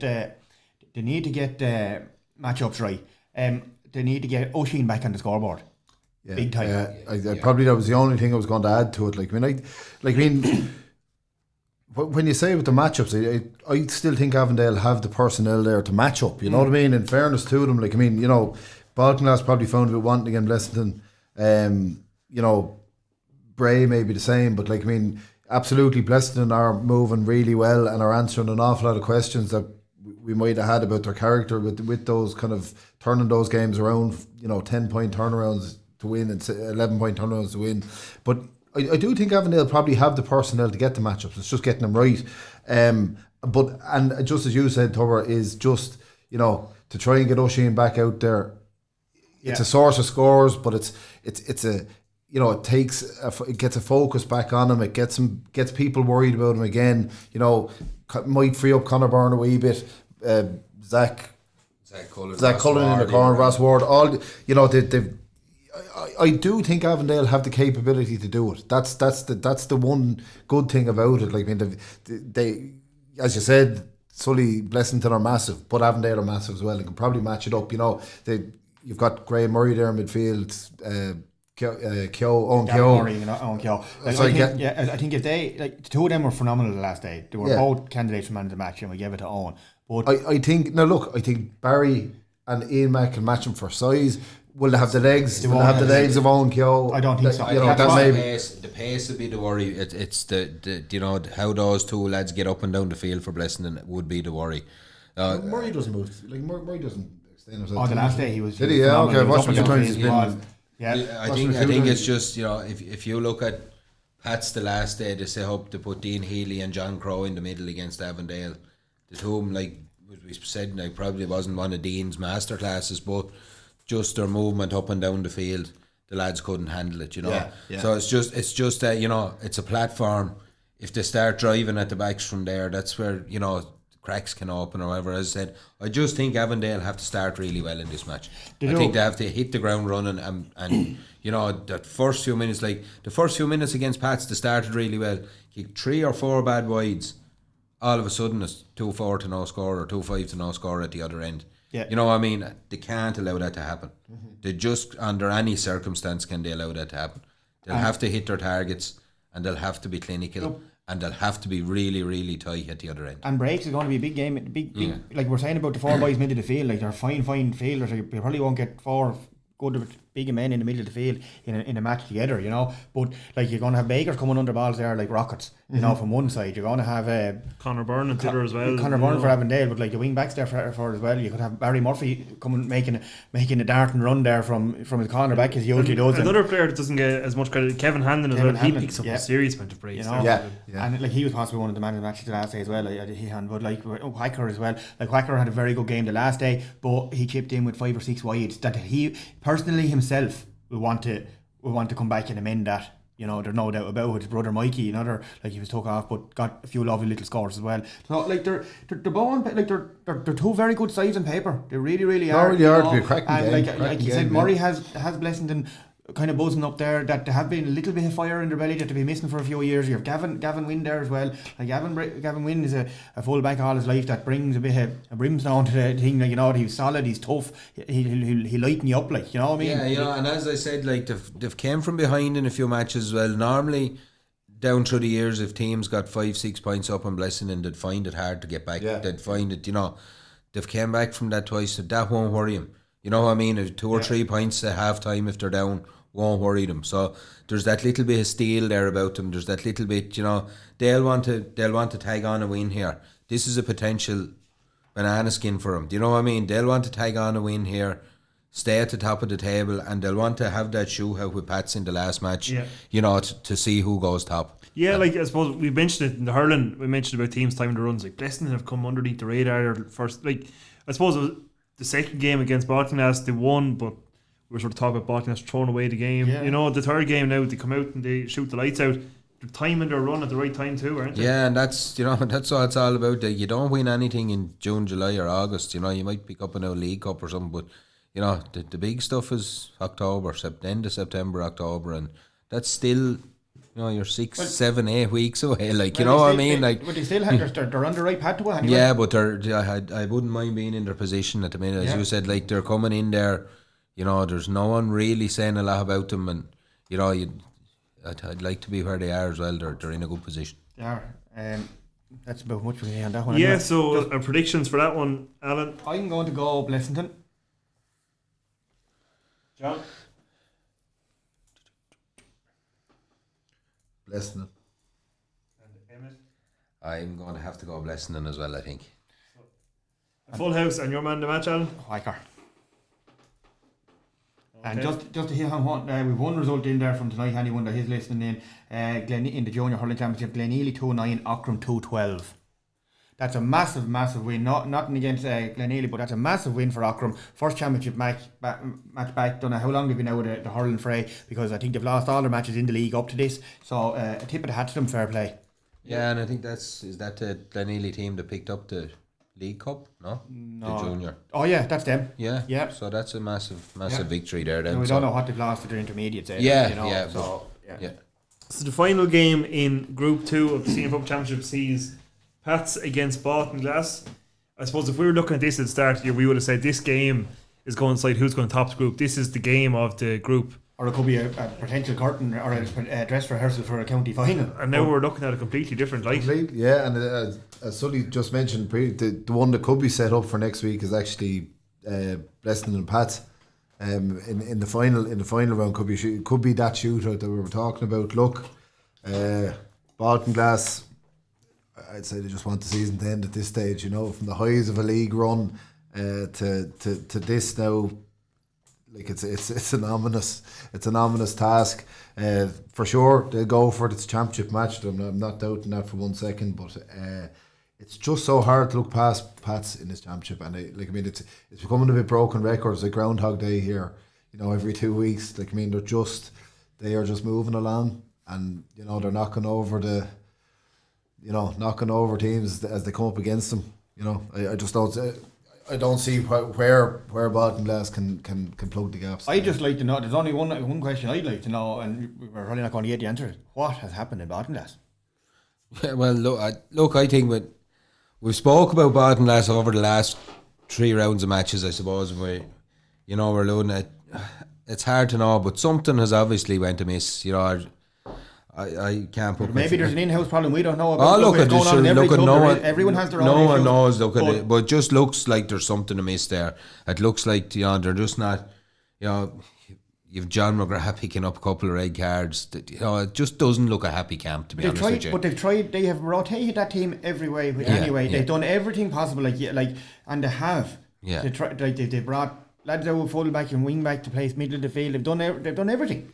Yeah. Jackson made the field. Really, he's been out there. I know he's been out there. So that answers one question. That's what they have, right? So they've used everything they've had. They've changed it, moved it around, turned it around, spinned it around. So there's no one missing.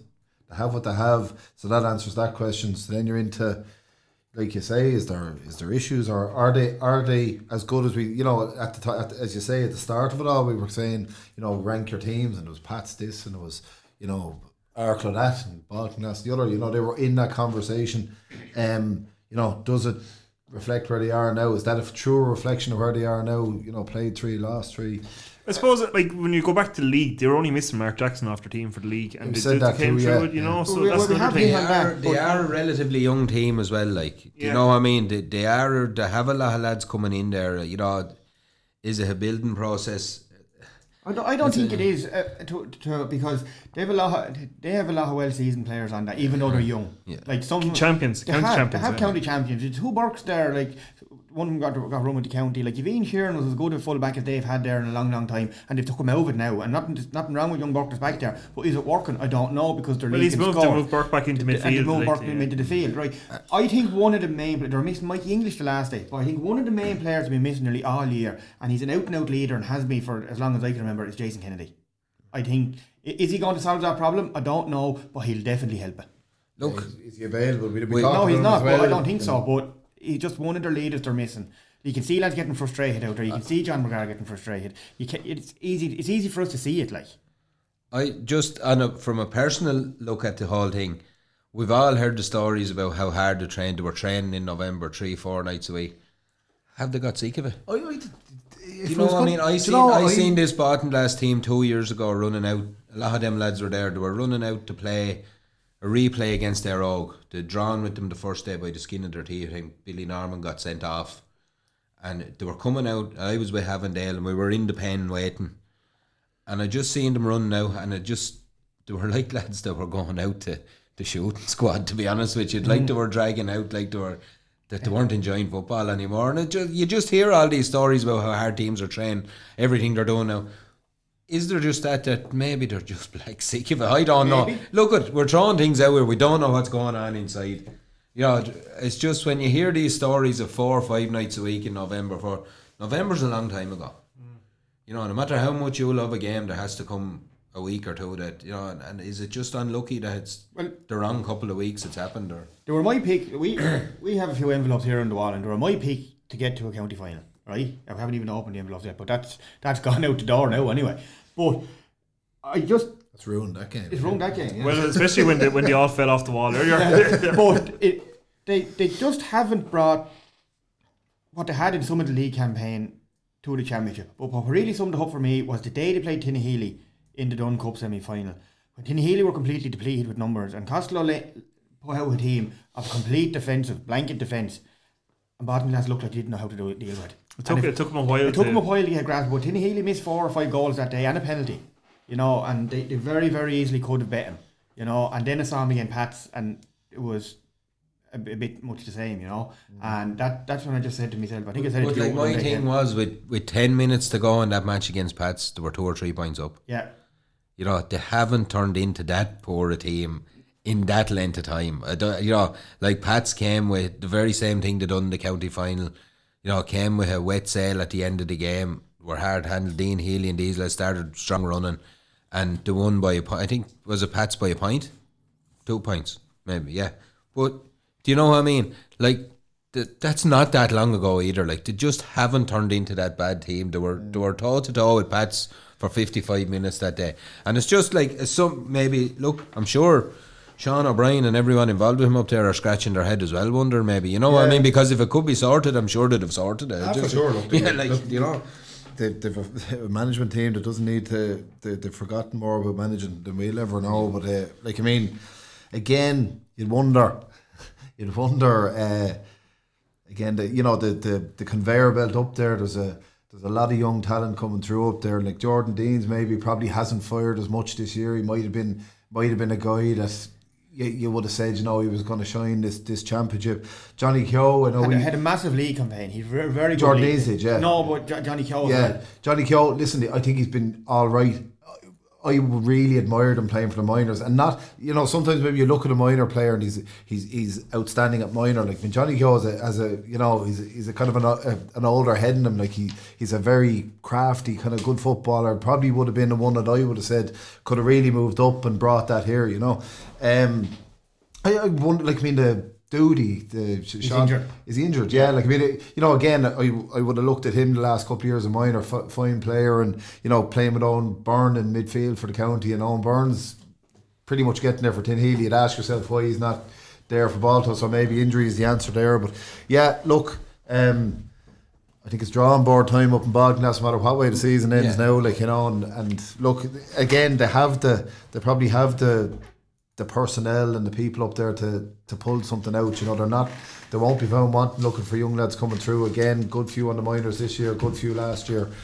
So look, I think they have the, you know, they have the tools. Yeah, I suppose the last day we looked at Pats, like, they've relied on, well, not relied, but Dean He's been one of their main players for the last couple of years, and even through the championship so far, he'd one of his quieter games, still chipped in with a goal, but you know, they've other players in the panel now that are really stepping up to the plate here. Yeah, it'll be interesting to see how Pats line out in this one, I suppose, because if, like we're talking, if Pats were to lose this, they can still top the group. Because if they beat Blessington, they'll beat them on a head-to-head. Like. And it'll be very interesting to see, we alluded to the panel that Casey has at his disposal there, so it'll be kind of interesting to see how Pats go about this one, you know. We're all still saying there'll be a kick in Baltinglass, you know what I mean? Yeah. And I suppose that's the head scratcher. You know, is there, isn't there, whatever. But it will be interesting to see how Pats go about this one. I don't think, again, like Blessington, I don't think that they'll want to be not winning the match. Do you know what I mean? I don't think they want to be taking that chance whatsoever. You know, but like, you know, if we were talking about the Connor Frenches and Pádraig Higginses and these lads, is it an ideal time to give him a run? Is it, look, you know, I think Casey's in a great place at the minute where he can kind of go, you know, I'm not saying that this is the plan, but they're in a position where he can go to that panel, you know, we're going to pick this team, prove me wrong, you know, show me what you've got, this is your chance, this is your dress rehearsal, like, you know. They can tinker with it a bit, you know, they can protect the lad if he's injured, they can chance a few lads off that panel there and say, look, this is your shot, boyo. You know, we're heading for a semi-final. We're heading for the big show here. You know, so they're in a fabulous place. Equally, they're probably, you know, they want to keep working on their momentum, on their standard, their style, their technique, all of that sort of good stuff. But look, they're in a great position. Great position. Yeah. So we'll go through our predictions there for this as I grab the whiteboard. Start. Anyone want to try out first there? That's for me as well. I just can't see by him, to be honest. I just think that the form Baltinglass are in at the minute, it'll be a momentous turnaround if they take this Pats team. I'm going to go with Pats, yeah. So 3 there. Alan, your man the match. See, the problem with me mentioning out these man of the match, you boys are just going to completely go against the grain there behind the scenes there, you know. I'm going to go. Sure, Tommy Someone is man of the match. match, they're man of the match. That's it. It's hard to argue. Well, you boys to go against me anyway. Like, the first time I've ever heard of somebody predicting the man of the match, but go on, innit? The first time? Yeah. But sure, I'm kind of being bullied into it now. I'm going to go with Podge. He's consistent, if anything. He's very consistent. He'll have to get man of the match sometime. If you keep naming him. I just look at this, like JP Hurley, Patrick O'Connor, Patrick Walter, all been mentioned before in the last couple of weeks for his man to matches. But that's the end of senior anyway. Only one differ between the three of you in your predictions, where John went for Eire Og and the rest went for Bray. Everything else is fairly consistent. We move on to intermediate, Group 1. Alan, your laptop's down there now. We'll keep going. Intermediate Group 1 fixtures on Friday and Saturday, I think, in this, is there? Yeah. Yeah, so Friday night we go to the fixtures. Yeah, there they are. That's the results. Fixtures. There they are. Thank you. Saturday, actually, there's matches on Saturday, 6:45, all at the same time. First match in Roundwood, Laragh against Kilmac. Ballinacor play Ballymanus in Newtown at the same time, and Annacurra against Coolkenno on Saturday. Laragh and Kilmac undefeated so far. Laragh defeated the last day by Coolkenno, and comprehensively enough, you were at that game, Emmet. Yeah, it'll be interesting to see. As I said, that's probably the first bump in the road that this Laragh team have had under Decky Byrne, really. It'll be interesting to see how they come back from that.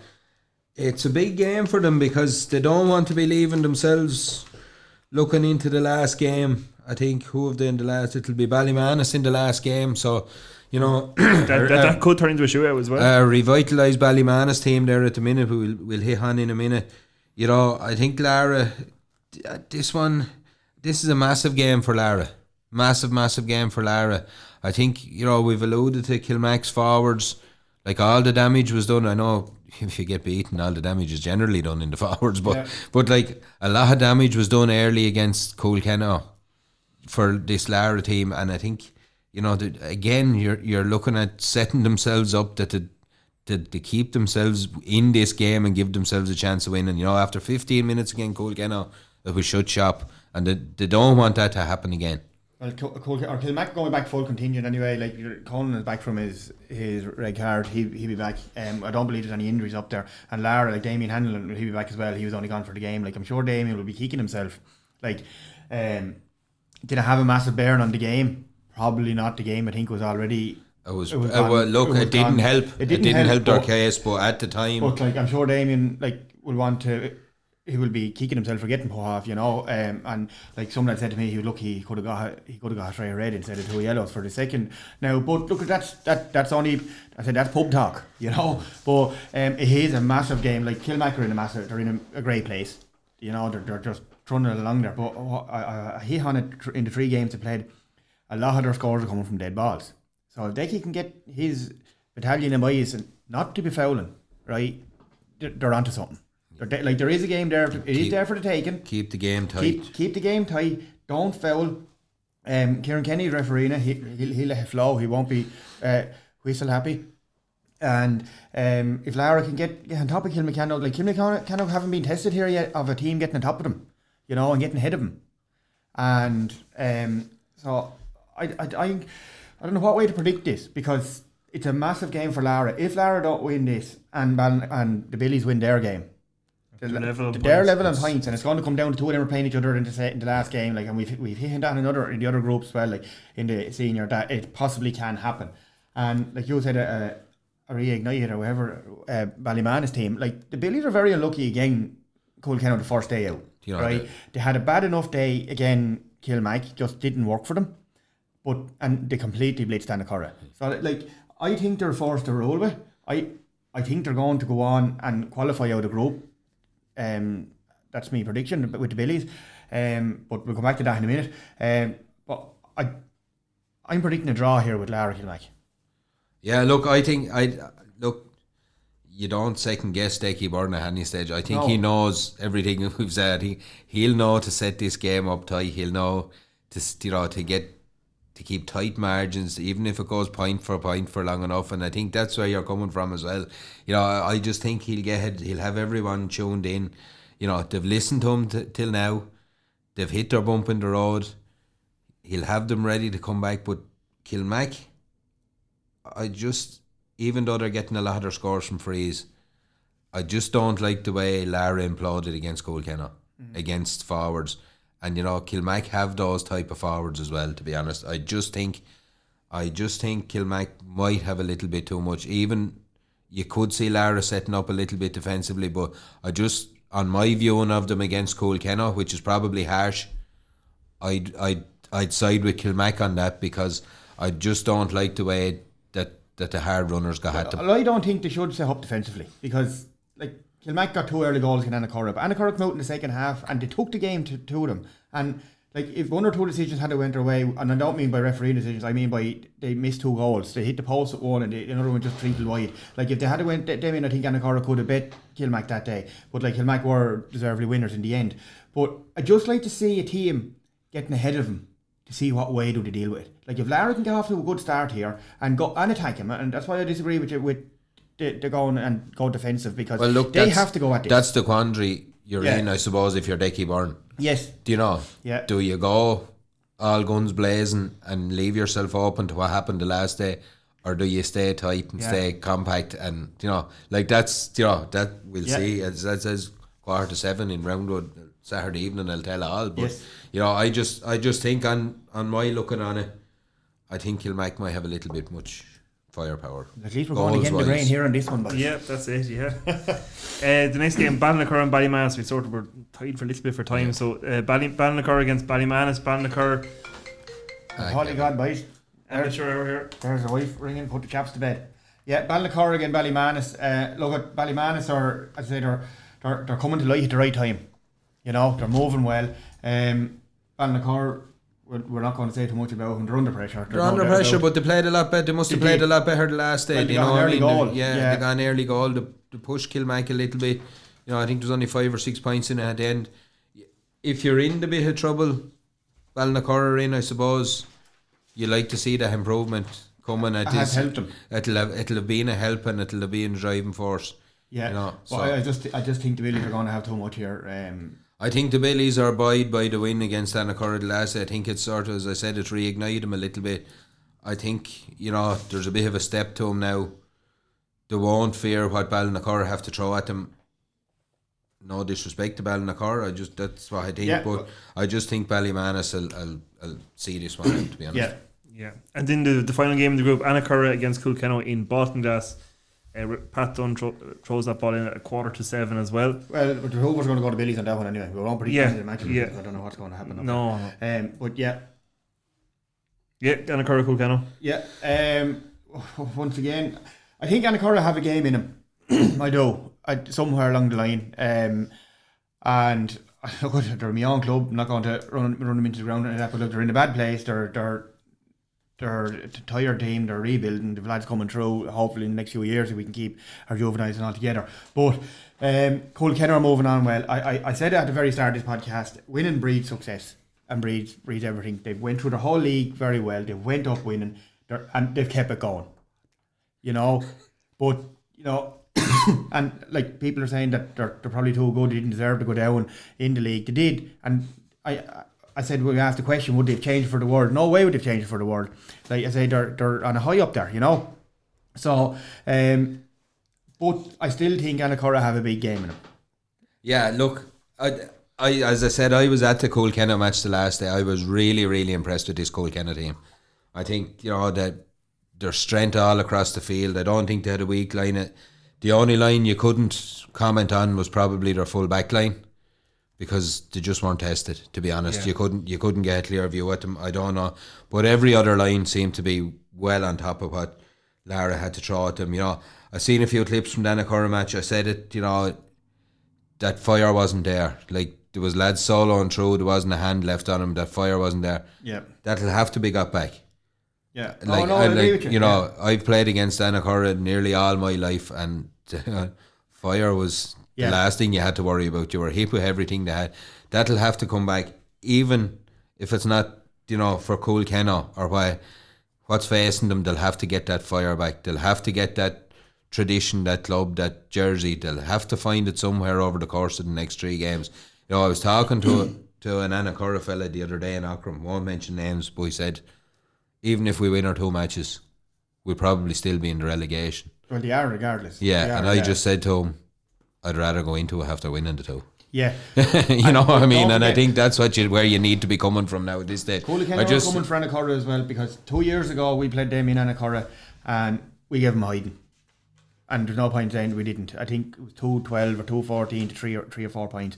And like, I was talking to someone at Coolkenno lads after that day, it was in the league, and they said that's as big a bait as we got half Annacurra in many, many years, you know. And that won't be gone out of their mind. There is no doubt about it. It won't be now anyway. No, it won't. But that's just what Annacurra lads wanted it. No, but sure, okay, it's there. That's the truth of it. And I'm just glad, personally, that the game has got out of Auckland as well. You know, because they're just having a little bit of a bad run down there. Yeah. Look, as I said, you know, I honestly believe that game is in Annacurra as well, and more than one. Like, you go back to less than 12 months ago, that epic encounter up in Ballinacor for who was to go down. Like, look at where those 2 teams are now. Yeah. Like, look at how close that was. You know, extra time, Avondale, Annacurra. You've Avondale sitting with 4 points, looking for a quarter-final spot in senior. You've Annacurra fighting for their life now. For now, junior A. You know what I mean? And look, I don't trophy. think they'll go junior A for a minute, but that's just how fine the margins are within football in this county. But even in saying that, that's all right. That you might think to go junior A. I mean, in the turn of a hat, if things went wrong here, you're in it, and don't for one second think you wouldn't be. You know. Yeah, but anyway, we get the predictions there. We have to keep the ball moving here. Alan. Oh, you're the cap's still up. No, your prediction, go on, yeah. Yeah, I'm going to go Annacurra. Emmet. I will go with Coolkenno for the simple reason, after seeing him the last day, they probably sprang to the head of my list to probably win this out. That's being honest, so okay. I can't go against him. Friday night in Newcastle, Rathnew play Kilcoole in the intermediate. John, Kilcoole unlucky last against Dunlavin. Yeah, but as we said, probably will take an awful lot out of that. Like, I mean, it was a massive performance. You know, players all over the field absolutely came to the fore. But as we said before, they're not there yet, so it'll count to nothing if they don't follow it up with a win again, Rathnew. And I suppose the form book in the championship would say they should win it, but their problem here is that Rathnew team bet them in the league, which put them into a bit of an awkward position in the league. They've had a couple of ding-dongs with them over the course of the last couple of years, so Rathnew won't be fearing Kilcoole, I know that's for sure. So Kilcoole are going to have to face up to this now. You know, again, all the weight of expectation is behind them. It's a complete turnaround from the previous day. Probably gone into the Dunlavin match, they were, you know, in the comfortable underdog position and lived up to it, played really well. You know, okay, lost by a couple of points in the end, but this time around they're going to have to deliver on the fact that they are now hot favourites to win this. Everybody's looking at it now to see are they going to go through to the knockout stages. As I say, they're not there yet in 4 points, so they have to go out now and just do business here. Go out and beat Rathnew. As you know, I know the lads well. I talked to the red lad there during the week, like, you know, and it's you know, it's that's his attitude to it now. Like, I mean, they have to go out, you know, and not in any way being disingenuous to Rathnew. Like, I mean, you know, he will say it, and he says it very the way it is. Like, you know, this is our first team, that's their second team. If we ever want to go anywhere, we have to be beating them. You know, you can't be sitting back looking at Rathnew's second team if you and say we're worried here, we can't beat them. If Kilcoole or anybody has ambitions going forward, you'd be looking at second teams going, well, we want to head for intermediate, and we want to head from junior A to intermediate and intermediate to senior. They have to beat them, and that's just the end of it. But that's a weight of expectation that we'll just have to see, can they overcome that. Yeah, and also I suppose they have to be looking forward to say, you know, they're playing Carnew in the last game. You don't want to leave it, like we'll talk about in a second. Donard could overturn Dunlavin as well as they're going. That's a local derby. That's a tough game up there. You know, there might only be inches in that one. So that would throw the cat among the pigeons in this group. So this round of games, anyone who should be winning needs to win. Yes. You know what I mean? It's one of those, like we talk about, Kilcoole should be winning this game against Rathnew. They need to win it. Yeah. You know, Carnew are playing Stratford. You know, they should win it. They need to win it. They need to get up there and they need to get on to 6 points. And that's just the fact of the matter. You know, there's no ifs or buts about that. You know, because as I said, like, Dunlavin are sitting on 6 points. They're happy enough. Donard are trying to get to 4.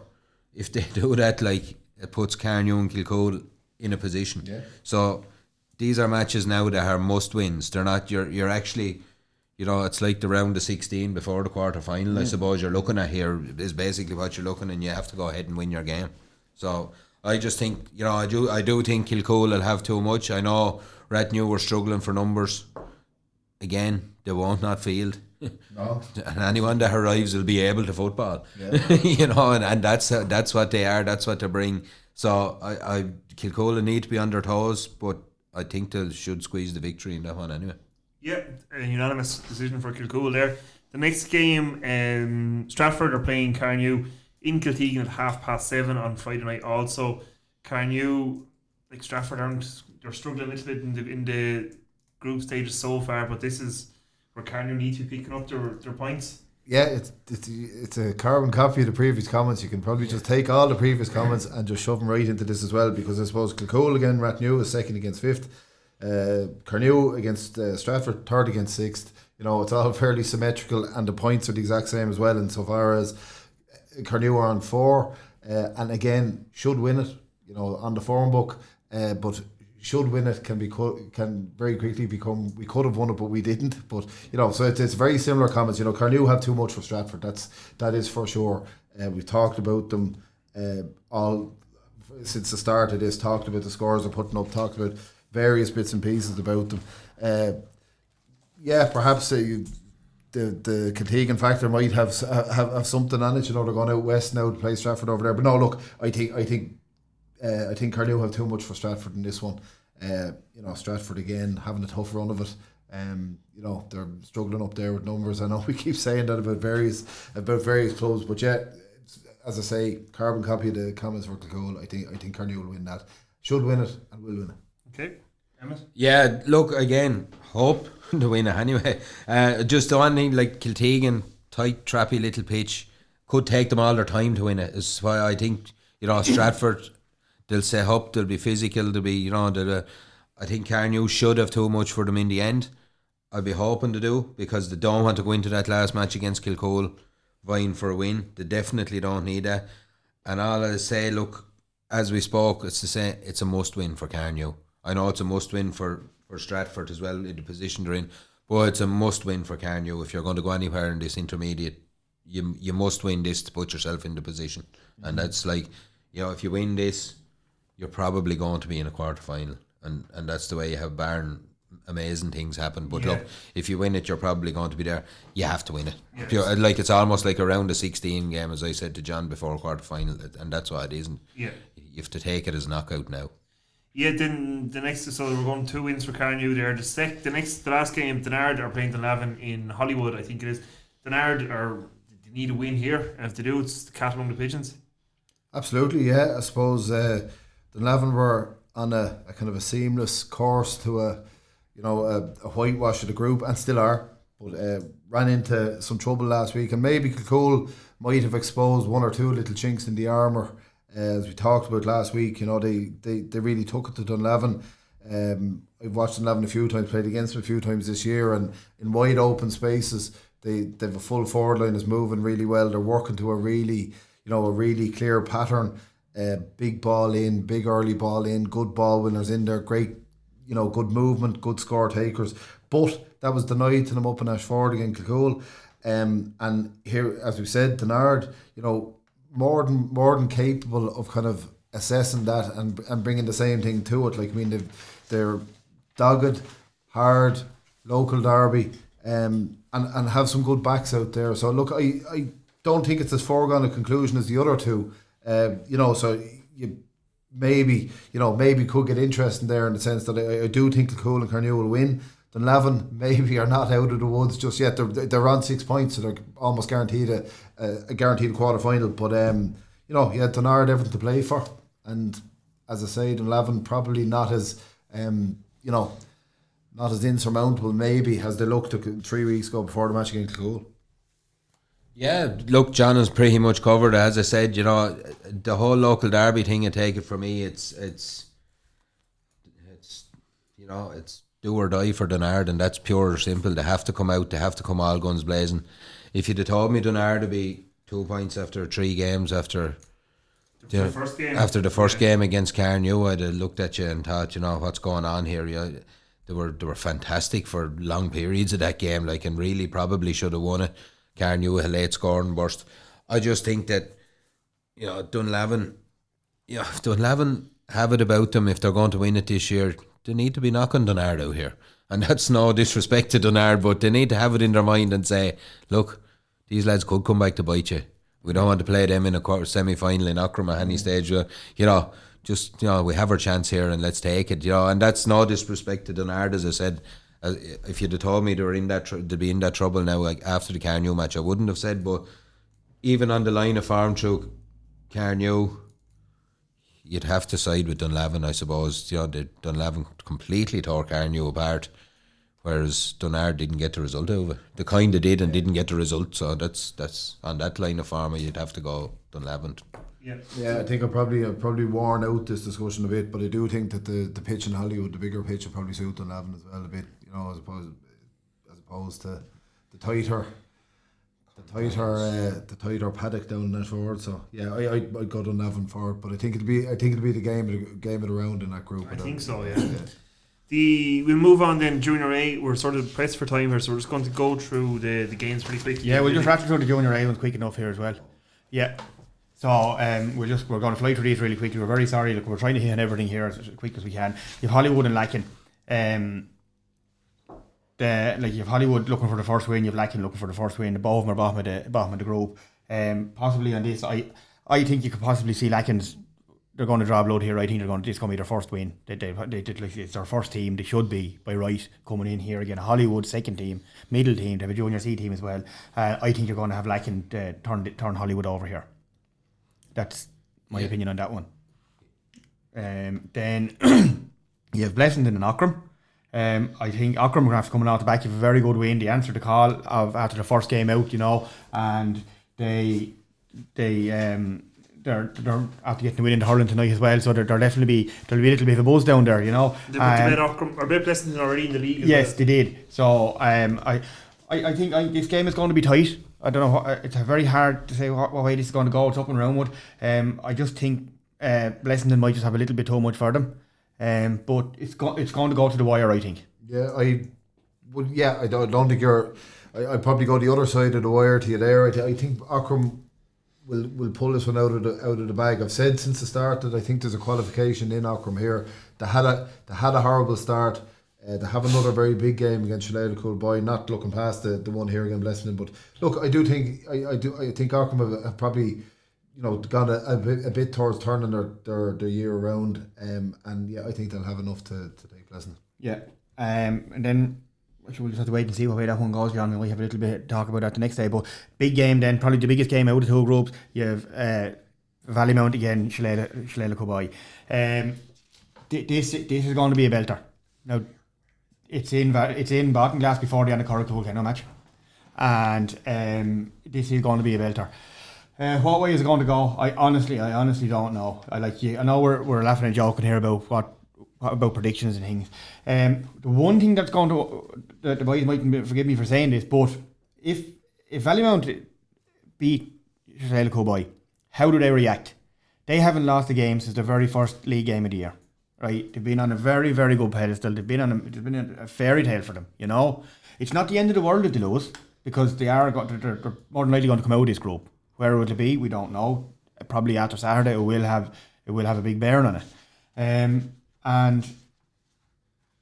I haven't seen Vallymount play. I've seen Shillelagh Cowboy play up in Kiltegan the last day, and it was against Hollywood, who, Hollywood weren't up to what Shillelagh Cowboy had to offer. The only thing I would have said coming away from the match would be that I'd like to see how Shillelagh Cowboy's backs react to a good set of forwards. And Vallymount have that. Yeah, and that's where I think this game is going. I just seen Hollywood only scored. It's a strange thing to come out with after a team probably only scored 6 or 7 points that night, but it looked like Hollywood could get at them.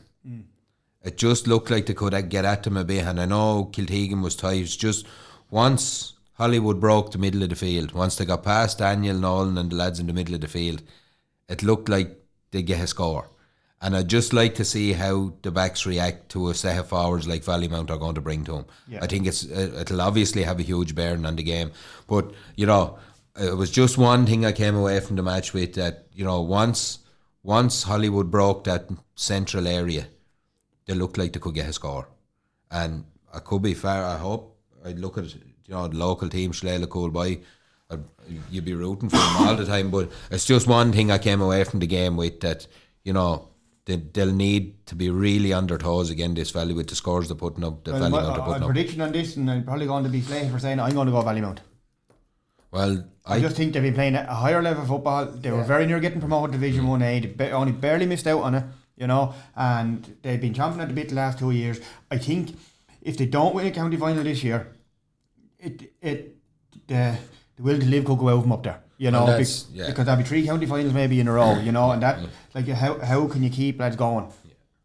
Yeah, I'd agree with that. I think probably the league playing, I don't know if we're probably contradicting ourselves, because we said maybe the league didn't bear on the championship, but you know, it gives them a good grounding for this, and I think they might just have a bit too much for Shillelagh boys, sorry.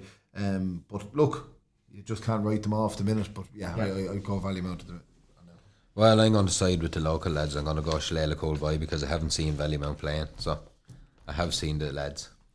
Right, on to Group 2. Baltinglass play Eire Og and Aughrim at 7:25 on Friday, and Untitled play Ballinacor in Avondale at 7:30. Eire Og and a bit of a down. Like they're not really. They're averaging 5 points a game, Alan. And yeah, we've heard this already about. We said about the seniors. We don't want to allude to it too much longer on them. You know, I just think they're under oil and pressure. Why we don't know. We'd like to get a few answers on it, but we don't have to get a few answers on it. No one's obliged to give us any answers. But I just think Baltinglass should be. They had a good run in their junior, their Division 2. They held their status, and they're playing at a higher level again. You know, so we were like Sean Doody. It is Sean Doody, isn't it? I don't know whether he's back fit. Like, but if he's back fit, he'll be on that team. You know, he'll be large in the middle of the field wherever you have him. So I'm going to go with Baltinglass. Yeah, look, I think Baltinglass is the, you know, on all known form there. Baltinglass look to be the team to take out that one, and you know, Baltinglass are sitting on 3 points there. Again, we're alluding to, if you're going to progress, this is the one they need to win. You know, it's not just the one they should win; it's the one they need to win, really. Yeah, I go Balt on that. Yeah, so then we go on to the next game. This is another potentially very good game. You have Untitled on 4 points and Ballinacor on 3. Once again, we haven't shown enough love to Untitled whatsoever. They've been just tipping along their grand, and like they're going to be definitely a force to be reckoned in this group. Equally with Ballinacor as well. Take Murphy scoring for Hova from dead balls and play. They need a few others to step up to the plate. They do. Yeah, and again, as you alluded to, after the Hurling, a few injuries there. I'm sure, you know, they've lots of dual players. You know, a fantastic thing there about Untitled, and 9 points in 2 matches is all they've conceded. So, like, they're obviously up to their speed on their defensive duties, and you know, look, you can't take that away from them. Ballinacor, as you said, you know, if they can quieten Michael Murphy there, the Untitled backs, this will go a long way to. Well, they'll have half their job done. Yeah, so again, it's hard. Look, it's a top of the table clash again. Ballinacor, a win here probably puts them through really on the form. Like, they'll have drawn with Baltinglass and beaten Annacurra if they were to beat them. But I just think Annacurra have caught us napping a little bit on what they have, and I just think on their form, you know, I'm going to give them. It'll be tight, but I give Annacurra the sneaky. Yeah, probably the same as that, and I'll just tailing on to that. Did we talk last week? Is Domac Senior looking after Annacurra, is he? I'm not sure. No, so I may have picked that up wrong, but no, look, yeah, Annacurra for me. I'm going to go Ballinacor. I'm going to go Devil's Advocate here. I'm going to go Ballinacor for the crack. Yeah, then we'll jump on to the last game. Is Ashford against St. Pat's. Both must win. Both must win. Ashford on 1 point there. Pat's on 1 point. Who are St. Pat's going to lose? They'll be playing Friday night anyway. So they're going to lose nobody before the weekend. Will they play them? We don't know. Do you know what I mean? We don't. It's on Saturday. I think, isn't it on Saturday? Well, their seniors are not out till Sunday. Yeah. Saturday. Well, so again, look, whoever they have, like Ashford after a great league, I suppose this is a must-win for them. You know, Pats, I suppose we've been looking at the names on the team sheet with Pats, but they haven't really put together that much of a run in this, which you wouldn't have been expecting. Although in the group they were in, they needed to put a run together by the strength of the teams. And again, it's almost losing, you're out. That is it, because like, I just think Ashford, the sting has been took out of them with the run in with the league, and we thought maybe it might have bettered them, helping them coming into it. As good as practice matches that you get as a build up to a championship, and I just think it's took a bit too much out of them. But I just think they will have a little bit too much for Pats on the day. I'm going to go Ashford. Yeah, I think the local derby thing might throw a bit of fire into them as well, and be that sort of thing. I think you're right. I think they probably suffered a bit at the hands of the replays and all that. So I suppose what you said earlier, John, if you're playing a senior team, second team, you want to be able to win. If you have any hope of aspirations, of course you do. Very stands true here again. Yeah. Emmet, view. I'm going to go Pats just to Just go to against throw you. it. Yeah. So look, that's going to wrap up. We're not going to have time to go through Junior B jersey tonight, but that'll wrap up our GA coverage. We will look at as time goes by. We will be showing a bit more love to the Junior B's and the Junior C's. It's just like we're ran out. We're 2.5 hours nearly on air. We just haven't time. Yeah, so just ran out tonight. We're going to move on to wrestling. We're going to let the lads go. So we're just going to move on to wrestling here now very shortly. So joining us now is Conor Dorn. Conor, wrestling fanatic. You were at WrestleMania last weekend. We had SummerSlam. Is that correct? That's right, yeah. And we have a Wicklow man fighting last week. Didn't go his way. No, his name is Finn Balor. I'm sure a lot of people listening will probably know his name, but a lot of people don't. So just to give a bit of a background, his name is Finn Balor, real name Fergal Devitt. He is from Bray, County Wicklow. And he's spent a long time since he's about 18, honing his craft, living abroad in England, Germany, Japan, and now he's in his mid-30s and he's playing his trade with the WWE in America. And to be honest, at the moment, he's absolutely flying it. Except last weekend, he didn't have a whole lot of luck now. He's come up against a strong opponent. But he's going well at the minute, He's going very well. Who was he fighting last weekend? Funny enough, the guy he was fighting, his first name is actually Bray, would you believe? His name is Bray Wyatt, is his name. Okay, yeah. He was kind of on hiatus there for a while, and he came back with a bang, I actually know that lad, well, not personally, but that has a big lump of a gent, that lad. That lad would take stopping. He's a bit of a Ferrari, you know what I mean? He's a bit of an engine on him, He is a big lump, but that was his big return, and he absolutely, for want of a better phrase, he absolutely demolished Mr. Balor. But Mr. Balor now, I think, is going to take a bit of time off now for the next few months anyway, because since he joined their main roster in 2016, about 3 years ago, just over 3 years ago, and he's been going flat out since then. So he kind of needs to have some time to recharge his batteries, Yeah, I suppose a lot of injuries we picked up in that sort of sports entertainment, as it's called. A lot of injuries we picked up. Absolutely, yeah. They put their bodies on the line.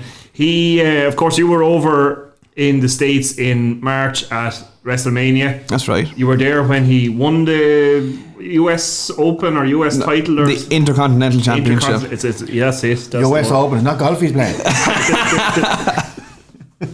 Apologies. Yeah, he was there. He was fighting against his former MMA fighter in the form of Bobby Lashley. And he went on, I remember at that stage, it was the second to last match of the night, and it was about an 8 hour long event, and it was about 11:30 at night he was fighting, and I was absolutely wrecked. And well souped up, were you? Oh, well, had a few alright, you know what I mean? Your lemonade. It's keeping me awake, but red lemonade. But yeah, he won the title that night. He won in about under 5 minutes. He absolutely destroyed him, and happy days, He won and that was following just before that match, or just after that match. Sorry, it was the main event, which included Ireland's own Becky Lynch. Have you heard of her? Oh, from Limerick, yeah. Limerick born, Dublin raised, yeah. Yeah. That was the first ever women's main event. Yeah. Of WrestleMania, and funnily enough, going back to Finn's kind of youth, when he was about 18 or 20, he was 20 years old, I think. He actually opened his own wrestling school in Bray, and one of the people he trained was Becky Lynch. Yeah. So that all kind of came full circle there as well. There's a bit about them, winning the last two matches of the night, WrestleMania together. So it kind of all came full circle for them as well, Yeah. So their paths crossed. I suppose it's a small enough industry, really. Yeah, exactly. That's it. A small industry, and of course their paths will cross in it. But he's from Bray. He'll probably be back, maybe hurling or football at Bray Emmet now for the rest of the summer, will he? Or probably, yeah. Hopefully they don't come up against Tinahely now in the senior, you know what I mean? But if he does come on playing for them, we could be in trouble, but hopefully we'll be alright. Yeah, or else he might play a bit of soccer with Bray Wanderers there either. You wouldn't know. But even that's a major honour what he has got to date. Mm-hmm. To be fair, it's one of the biggest sports in the world. Yeah, and that's a major honour. He does have a lot of titles and accomplishments as well. One thing, he does have a record as well. He made, as I said previously, he made his debut in 2016. Yeah, and he actually holds the record for the quickest time frame for winning a heavyweight championship in the WWE. He made it 27 days after his debut at the SummerSlam of 2016. He won the main event, winning the championship. So he's 3 years in now. He's no flash in the pan anyway. No, he's proven himself at the top level. Absolutely, yeah. But even he's one of the most popular as well. If you go onto their website, you can go through all the lists of their performers, but it only shows the top 4 selling. What would you call them? lads who push products, you know. And franchises. Franchise players, exactly. The top 4 male and female, or their faces are on the website, and he's there. Yeah. So people are very invested in him. He's very popular, and you know he's going very well at the minute. That's very good, very good. Yeah, like it wouldn't be too many Irish people, I suppose, have been in that game before, really. Has there? Well, there was one that I don't know whether he claims that Finlay lad, wasn't it? He claimed. Fit Finlay, yeah. You know, he's from Belfast, yeah. And your man with the red hair. Conor Dorn. No. Your man, Seamus. Yeah, he's still tipping around there now. He's actually out at the minute with an injury, but he's been one of the most successful in the past few years as well. Yeah. And then on your own personal front, Conor, you're involved with Tinahely management / player management with the junior C team making their championship bow this Saturday. That's right, yeah. Yeah, how's the mood going now? How's the preparations are done? I mean, we've done all we can now at this stage, really, you know. We have had a few changes to our squad recently, with the players moving up to different panels and kind of getting new lads in. But the mood in camp is very good at the minute. You know, over our course of our league campaign, we had some great wins. We had some not so good losses. But overall, the morale has been good from day one, and which for me shows a lot to the strength of the character of the lads in the group as well. Well, like the likes of yourself and that are on the lower grade teams in the clubs, they don't get enough recognition for what you're doing. And fair play to you for doing what you're doing. And like I know you might be a bit upset yourself because like the team above you. Yeah. You say could have robbed some of your players, but robbed is probably the wrong word to use because what you are doing is for your higher teams. Like you are feeder teams, you know. Like obviously you'd love to hold on to the cream of your crop, but still at the end of the day you are a filter group for the rest of it. And like as I say, you don't get enough recognition for what you do. No, 100%. There's a couple of young lads who have just come up from underage football this year, who've been playing their trade with us during the league campaign, who've just moved up to Junior B. But had they not had that third team to play with, they wouldn't have had the chance to develop at all, and they might not be near the second team at all. Yeah. So it is very important, and I wouldn't use the word robbed either, because it's not as if it's my team versus your team. It's all one club. Yes. But it's you're the manager of the team. That's right. Player as well. On occasion. Yeah. Are you going to pick yourself Saturday? I don't want to be revealing my tactics now. Some Kilmac users might be listening here now, so I don't want to be revealing all my tactics at the moment. But I'll either be in goals or midfield. I'm not sure which. I haven't decided yet, but one or the other. No, sure. Look, we'll be keeping an eye on that game on Saturday. Conor, thanks very much for joining us. We really appreciate you coming in. We'll be back to you again next Monday night, Alan. At the moment, that's the way we're talking. We're hoping for next Monday night. As I say, we're very sorry for the chopping and changing the way things are going on here. We're just trying to fit things in. There's just so much going on. We've a small bit of a project going on ourselves behind the scenes that we won't say anything about at the minute, and that's kind of like we've only kind of one night off and out of the whole week. So that's all. That's what we're doing at the minute. So we'll let you know to be on our social media pages. So we just want to thank John and Emmet and Conor there for sitting in with us tonight. We'll be back to you again. Thank you. Stay home. God bless. Ring and nattering in the garden county shed. But if the decent match comes up, then we'll do that instead. Winners and Closure Bookmakers, your local independent bookmaker. Follow us on Facebook, Twitter, Snapchat and Instagram for all our daily specials and enhanced odds. Phone us on 1890 429 863. Murphy's Liquidation Furniture and Garden County Sport.